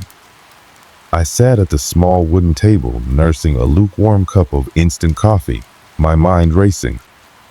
I couldn't shake the questions swirling in my head. Who had knocked on the door? Why were they here? And how did they vanish so quickly? There were no tracks in the clearing, no evidence of an intruder. That was what unsettled me the most, how there had been no sign of anyone or anything. The decision to investigate didn't come lightly. Part of me wanted to pack up my things and leave, but the rational side, the part that craved answers, refused to let me run away just yet. I couldn't shake the feeling that there was something about this place, some piece of the puzzle I hadn't uncovered. After finishing my coffee, I decided to explore the property more thoroughly. I started with the cabin itself, examining every door, window, and creaky floorboard. The place was small, just a single-story structure with a bedroom, a kitchen, and a sitting area, but it felt larger somehow, like it held more secrets than it let on. My search yielded nothing unusual, but the act of moving around kept my mind focused, staving off the rising tide of paranoia. Feeling restless, I grabbed my coat and stepped outside. The morning air was crisp, carrying the faint scent of damp earth and decaying leaves. The forest that had seemed so inviting yesterday now felt foreboding, its shadows deeper and more impenetrable. I decided to circle the cabin, hoping to find some clue that might explain the strange noises from the night before. That's when I noticed it. Behind the cabin, partially obscured by overgrown shrubs and a tangle of vines, was a small, weathered door embedded into the ground. It looked like the entrance to a root cellar, though it was unlike any I'd seen before. The wooden planks were warped and cracked, and the rusted hinges gave it an air of abandonment. I knelt down, brushing away the leaves and debris that had gathered around it. The door had no lock, just a simple metal handle. I hesitated, my hand hovering inches above it. Every instinct screamed at me not to open it, but my curiosity won out. With a deep breath, I gripped the handle and pulled. The door creaked open, revealing a set of stone steps descending into darkness. A cold draft wafted up from the cellar, carrying with it a smell that made my stomach turn, a mix of damp earth, mildew, and something faintly metallic. I shone my flashlight down the stairs, but the beam barely penetrated the inky blackness. For a long moment, I just stood there, debating whether to descend. Eventually, I convinced myself it was just an old storage space. Maybe I'd find some forgotten relics of whoever had lived here before. The stairs groaned under my weight as I made my way down, the temperature dropping with each step. The air was thick and oppressive, and I had to fight the urge to turn back. At the bottom of the stairs, the space opened into a small, cramped room. The walls were made of rough stone, and the floor was packed dirt. Empty shelves lined one wall, their wood rotted and splintered. In the center of the room was a large, rusted metal box. It looked like an old trunk, the kind you'd see in antique stores, though its surface was marred with strange, deep gouges. I knelt down, brushing my fingers over the marks. They didn't look like they'd been made by tools. They were too irregular, too jagged. My heart pounded as I reached for the latch. Inside the box were several items: a bundle of yellowed papers tied with twine, a small porcelain doll with one eye missing, and a rusted hunting knife. The papers caught my attention first.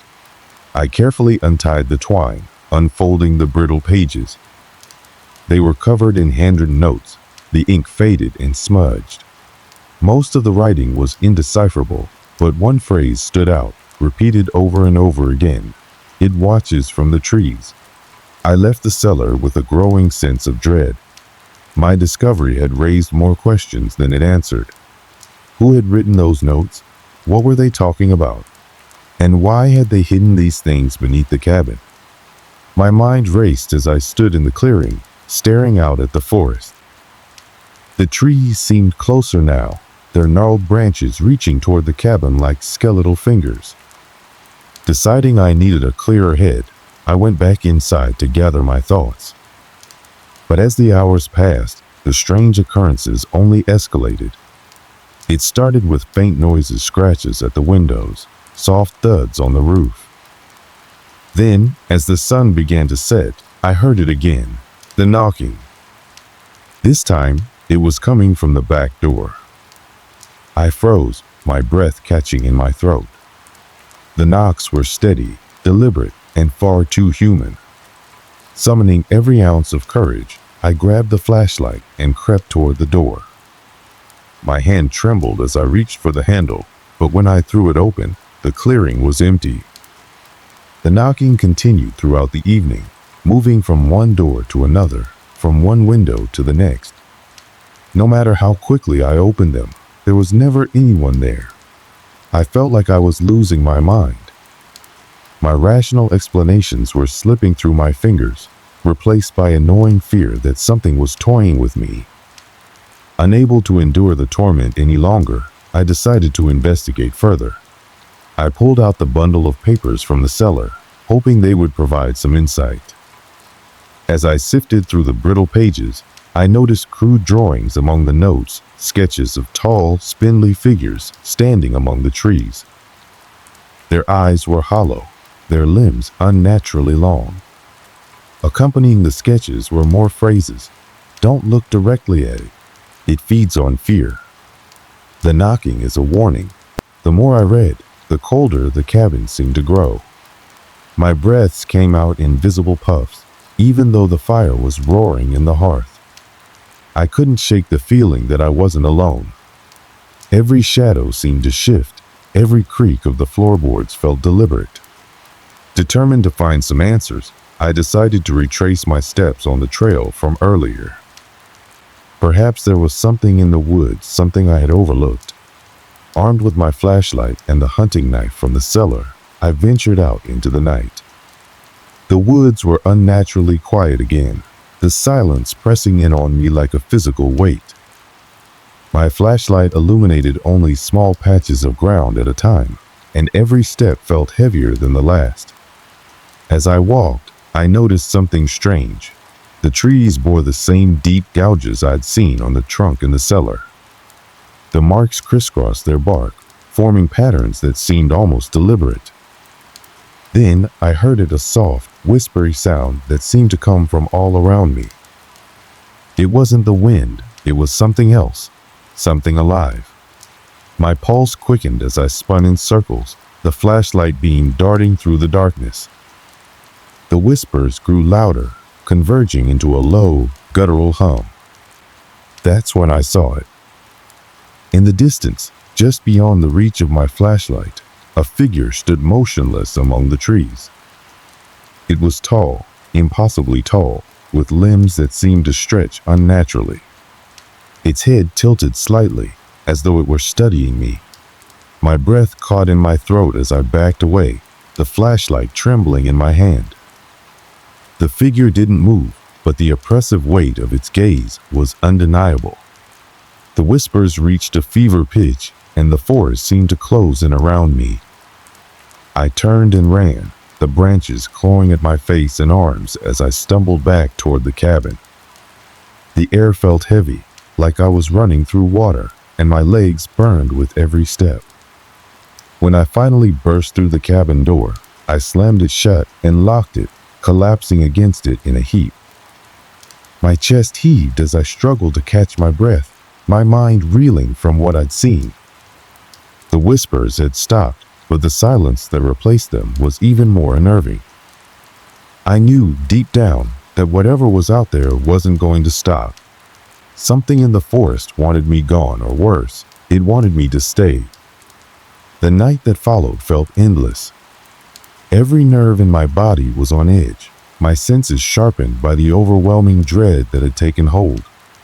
The cabin, once a refuge, now felt like a trap, its walls too thin to keep out whatever was out there.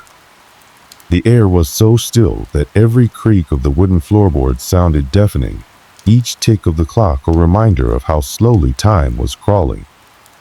I had barricaded the doors with furniture tables, chairs, anything heavy enough to give me a semblance of security. Yet, deep down, I knew that if it wanted to get in, there was nothing I could do to stop it. It started just after midnight. I was sitting in the corner of the cabin, flashlight clutched in one hand and a hunting knife in the other, when the knocking returned. It was faint at first, a soft rapping on the front door that could have been mistaken for the wind. But then it moved to the side window, then the back door, then the second window. The rhythm was irregular, frantic, like someone or something was circling the cabin. My breath hitched as I tried to stay silent, my eyes darting to each point of the sound. The knocking grew louder, more insistent, and then it stopped altogether. For a moment, I dared to hope that whatever it was had gone. But that hope was shattered by a new sound, scratching. It started at the base of the front door, sharp and deliberate, like claws raking against the wood. The sound sent shivers down my spine, and I tightened my grip on the knife, my palms slick with sweat. The scratching moved upward, creeping along the door until it reached the window above it. My flashlight beam shook as I aimed it at the glass, but I saw nothing. And then it came, the voice. It was faint at first, barely more than a whisper, but it carried an edge that chilled me to the bone. It wasn't human. The cadence was wrong, the tone too hollow, too fragmented. "Why are you here?" It rasped, each word drawn out as if it was struggling to speak. I froze, my heart pounding so hard I thought it might burst from my chest. The voice repeated the question, louder this time and closer. "Why are you here?" It didn't sound like it was coming from outside. It sounded like it was in the room with me. "Leave me alone," I shouted, my voice cracking as I swung the flashlight around wildly. The beam caught nothing but the cabin's worn walls and sagging furniture. But the voice didn't stop. It laughed a low, guttural sound that made my skin crawl, and then everything went silent again. The quiet was worse than the noise. It was heavy, oppressive, as though the air itself was holding its breath. And then, with no warning, the cabin shook. The entire structure groaned and shuddered as though some massive force had slammed into it. Dust rained down from the ceiling, and the floor beneath me trembled. The door burst open with a deafening crack, sending the makeshift barricade flying.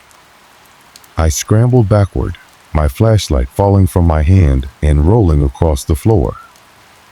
The beam landed on the doorway, illuminating a figure that stood impossibly tall, its form distorted and wrong in ways my mind couldn't fully comprehend.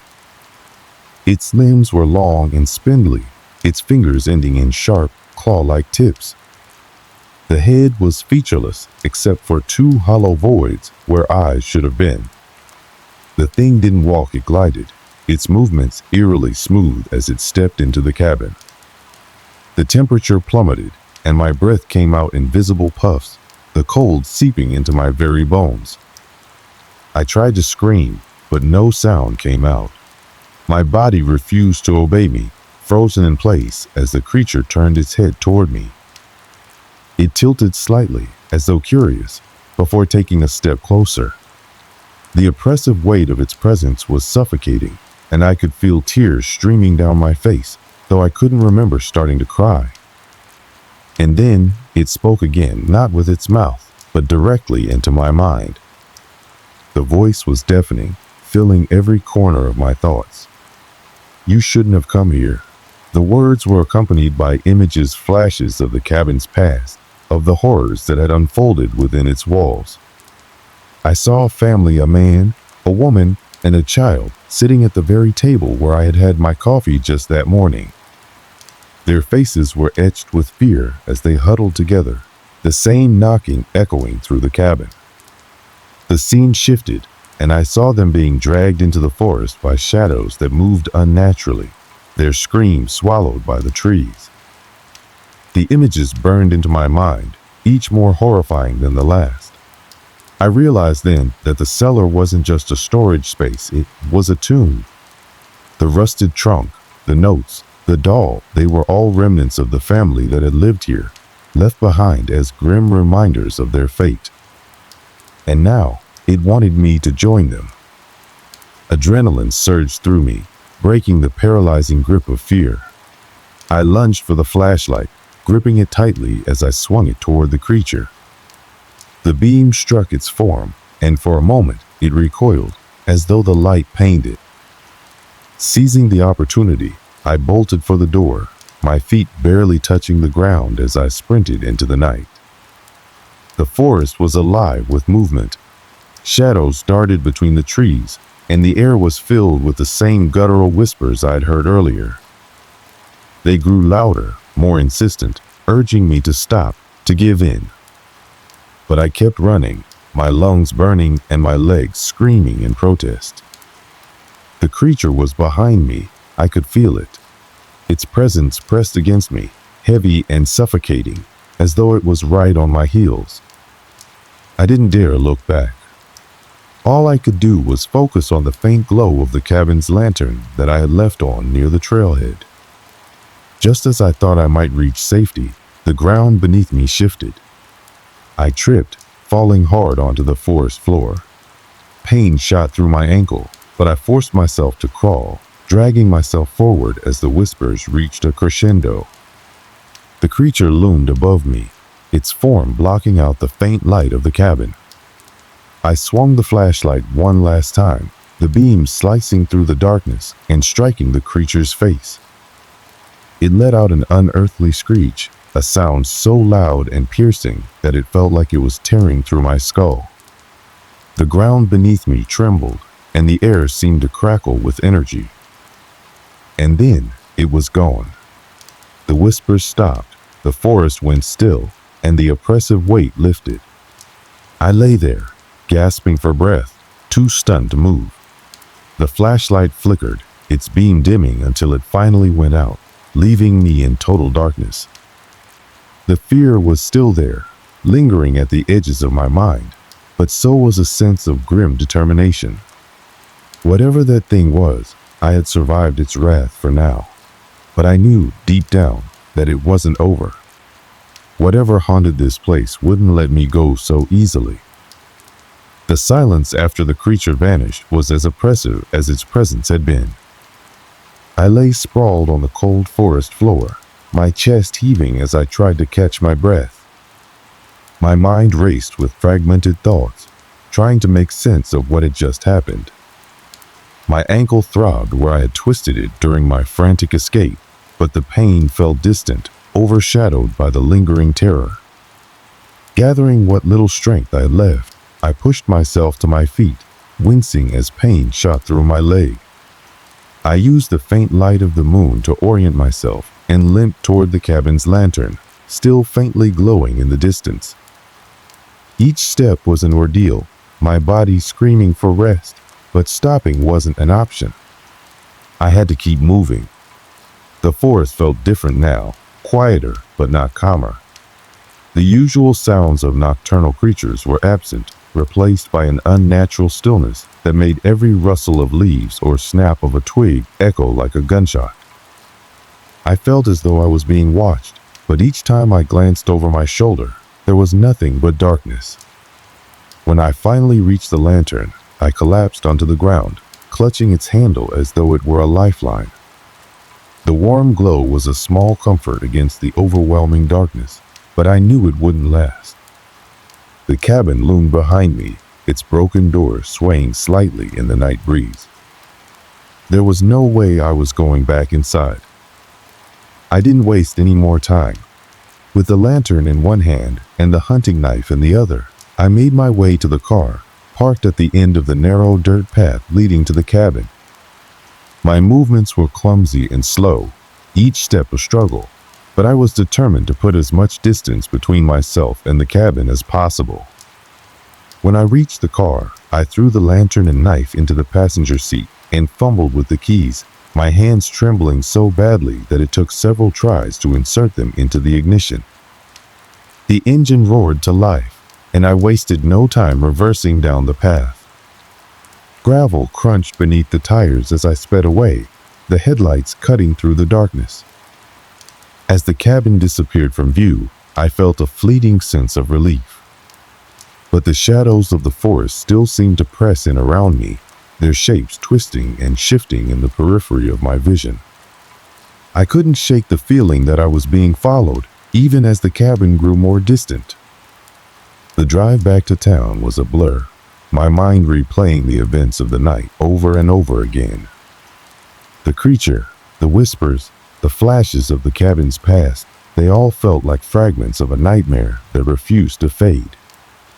But no matter how much I wanted to convince myself it wasn't real, the pain in my ankle and the scratches on my arms were proof that it had happened. When I finally reached the main road, the bright streetlights felt like salvation. I pulled into the parking lot of a 24-hour diner and sat there for a long time, my hands gripping the steering wheel as I tried to steady my breathing. The world around me felt surreal, as though I had stepped into a different reality. A waitress knocked on the window, concern etched on her face. "Are you okay?" she asked when I rolled it down. I nodded, though the truth was far from it. "Rough night?" she added with a sympathetic smile. "You could say that," I replied hoarsely, my voice barely above a whisper. The next morning, after a restless night in a cheap motel, I decided to dig deeper into the history of the cabin. I drove to the local library, hoping to find some answers that could help me make sense of what I had experienced. The librarian, an elderly woman with a kind face, raised an eyebrow when I mentioned the cabin's location. "That place has a dark past," she said, her tone grim. "People say it's cursed. There have been stories of disappearances, strange sightings, and worse." She hesitated, as though unsure if she should continue. "A family vanished there decades ago. No trace of them was ever found." I asked if there were any records or newspaper articles about the incident, and she directed me to the archives. The musty smell of old paper filled the air as I sifted through stacks of yellowed clippings. The more I read, the more my stomach churned. The accounts matched the images I had seen the family, the strange events leading up to their disappearance, the theories about what might have happened. But there was one detail that sent chills down my spine, a description of the creature. Several witnesses had reported seeing a tall, shadowy figure with hollow eyes near the cabin. The articles didn't offer any explanations, only speculation about whether it was a ghost, a demon, or something even darker. I left the library with more questions than answers. What was the creature? Why had it targeted me? And most importantly, why hadn't it killed me when it had the chance? I couldn't shake the feeling that I had escaped only because it had let me. The thought haunted me as I drove back to the city. Every shadow seemed to hold a threat, every noise a potential danger. I started to notice small, unsettling things, lights flickering, items in my apartment not being where I had left them, faint whispers in the dead of night. It was as though the cabin had left its mark on me, a stain that I couldn't wash away. I tried to return to normal life, but nothing felt normal anymore. I couldn't sleep without a light on, and even then, my dreams were plagued by images of the creature and the forest. My friends noticed the change in me, but I couldn't bring myself to tell them the truth. How could I explain something that I barely understood myself? Months passed, but the fear never fully left me. I stopped venturing into the woods, stopped going anywhere near isolated places. The cabin was eventually sold to a new owner, but I couldn't bring myself to warn them. What would I even say? That their new property was haunted by a malevolent entity that defied explanation? I did, however, leave a warning of sorts. On a whim, I drove back to the cabin one last time and nailed a handwritten sign to the front door. Do not stay here. For your own safety, leave immediately. It wasn't much, but it was the only way I could think to protect anyone else from suffering the same fate. Life moved on, or at least it appeared to. I settled back into my daily routines, trying to find solace in the predictability of work and the humdrum of city life. But beneath the surface, a part of me remained tethered to that cabin in the woods. It wasn't just the fear that lingered, it was the gnawing realization that some things defy logic, that there are places and forces in this world we are not meant to encounter. I became hyper-aware of my surroundings. Every shadow seemed darker, every sound more ominous. The bustling city, which had once been my refuge, now felt claustrophobic. I couldn't shake the sense that I was being watched, that the cabin's shadow had followed me back to civilization. Talking about what I experienced never felt like an option. Who would believe me? And even if they did, what could they say or do to make it better?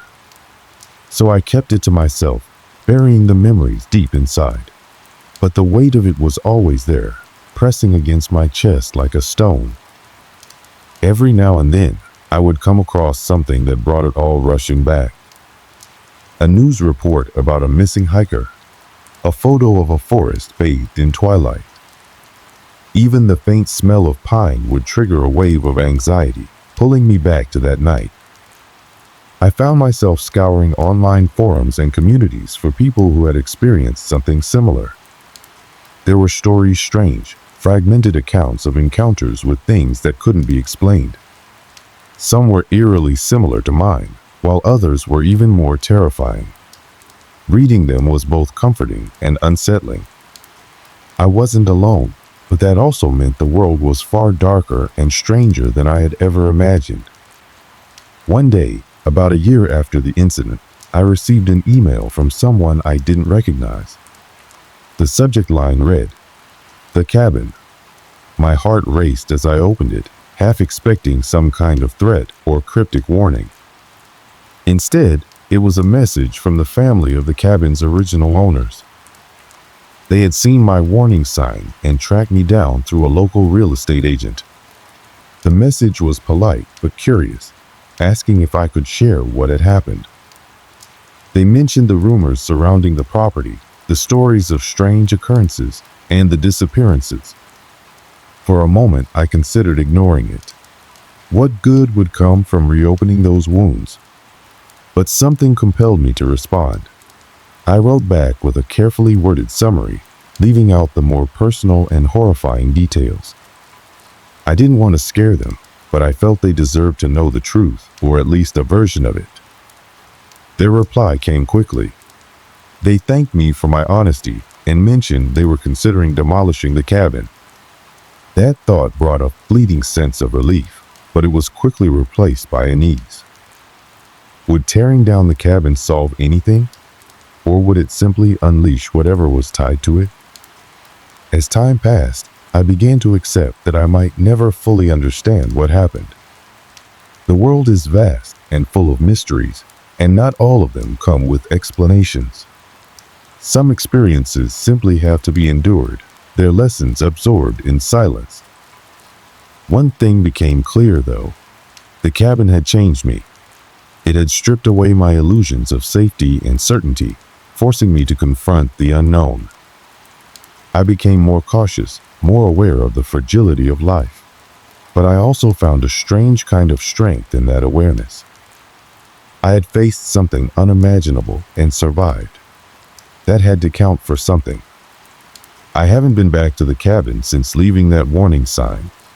As far as I know, it still stands, weathered and abandoned, a silent witness to countless secrets. Sometimes I wonder if anyone else has dared to stay there, if they've encountered the same thing I did. But I've made peace with the fact that I may never know. The cabin is a chapter in my life that I've chosen to close, even if its echoes still linger in the corners of my mind.